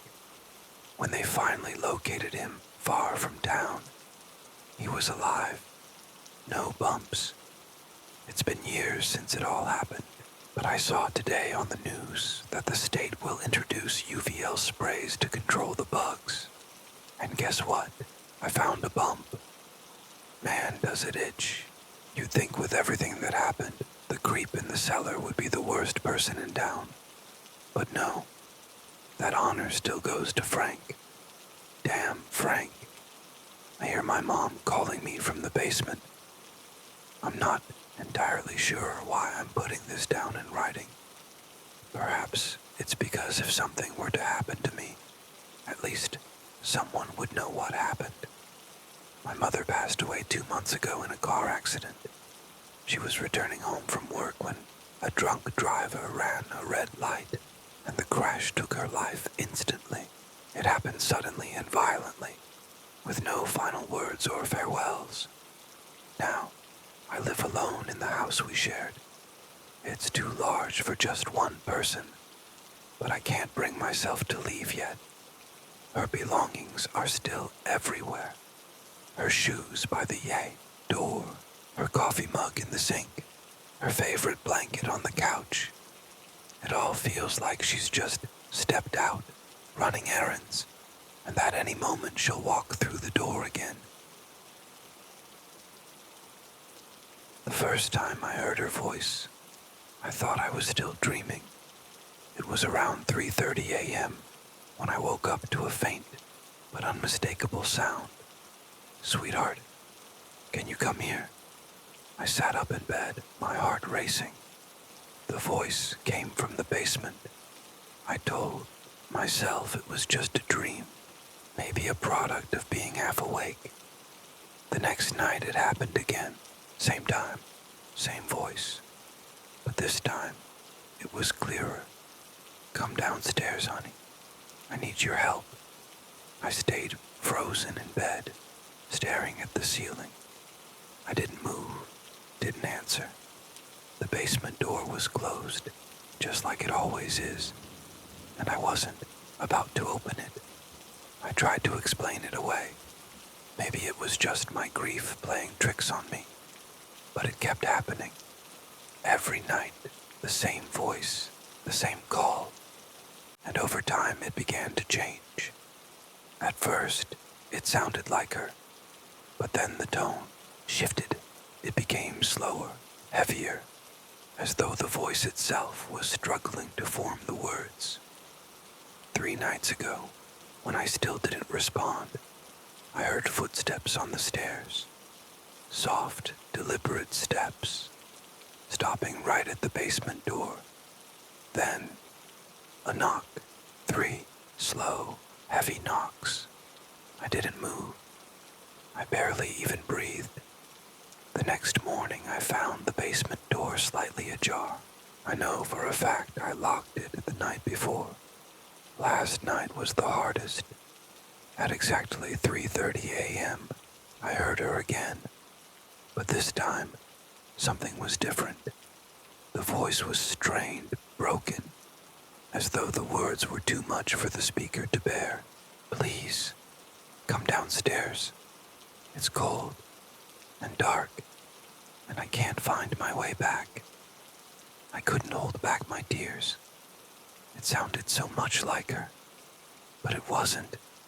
Not anymore. I thought maybe if I ignored it, it would stop, but it didn't.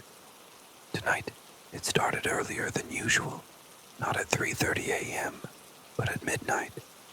And now, the basement door has creaked open on its own. I can hear footsteps again. Slow, heavy, dragging. Just moments ago, I heard her voice again, much closer now.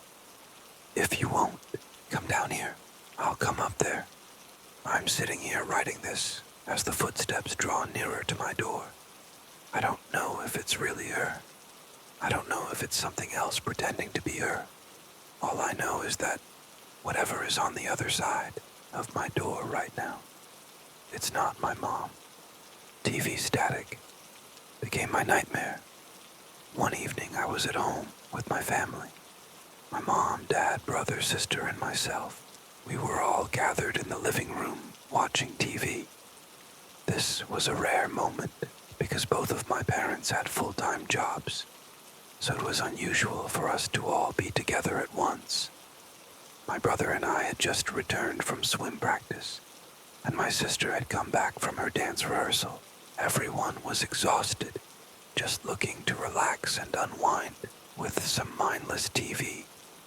I can't even recall what we were watching, but it was probably something like America's Funniest Home Videos or Survivor. After a while, the screen suddenly went to static. My dad asked me to check if anything had been unplugged. I stood up, walked over to the TV, and found nothing seemed out of the ordinary. Returning to the couch, I said, "I don't see anything wrong. Maybe we should just play a game or..." That's when I noticed my family. They were all staring at me with unnerving, twisted expressions. Their smiles stretched unnaturally wide, and their eyes were so wide, it seemed like they might pop out. Their faces sent a chill through me. and I instinctively asked, "What's wrong? Why are you smiling like that?" But there was no response. Then I saw it. Blood, thick red liquid began dripping from their eyes. I froze in shock. My body was rigid, unable to move. Then something cold landed on my cheek, snapping me out of my paralysis. I looked up. The ceiling was bleeding. The blood poured down like rain, soaking me. The warm liquid ran down my face and into my throat, making me gag. Desperate, I screamed at my family. "Stop smiling at me. Help me, please." But they just kept staring, unmoving. Meanwhile, the static on the TV persisted, the noise amplifying the torment. "God help me," I yelled, choking on the blood. That's when my family slowly stood up and began moving toward me. In unison, they spoke with deep, distorted voices. "Nothing can help you now." I squeezed my eyes shut, begging them to stop. But their chilling voices grew louder. "Nothing can help you now." I suddenly woke up, gasping for air, drenched in sweat. I had screamed. I was sure of it. My family rushed into the room to see what was wrong. I told them it had been a nightmare. My mom sat beside me, reassuring me. "It's over now. Let's just settle in and watch some TV." Though the dream had felt so real, I tried to push my fear aside, telling myself it was just a nightmare. So we all sat back down and turned on the TV, watching some pointless reality show. But then I heard it, the unmistakable sound of static. The screen flickered to no signal, and in that moment, I knew the nightmare had only just begun.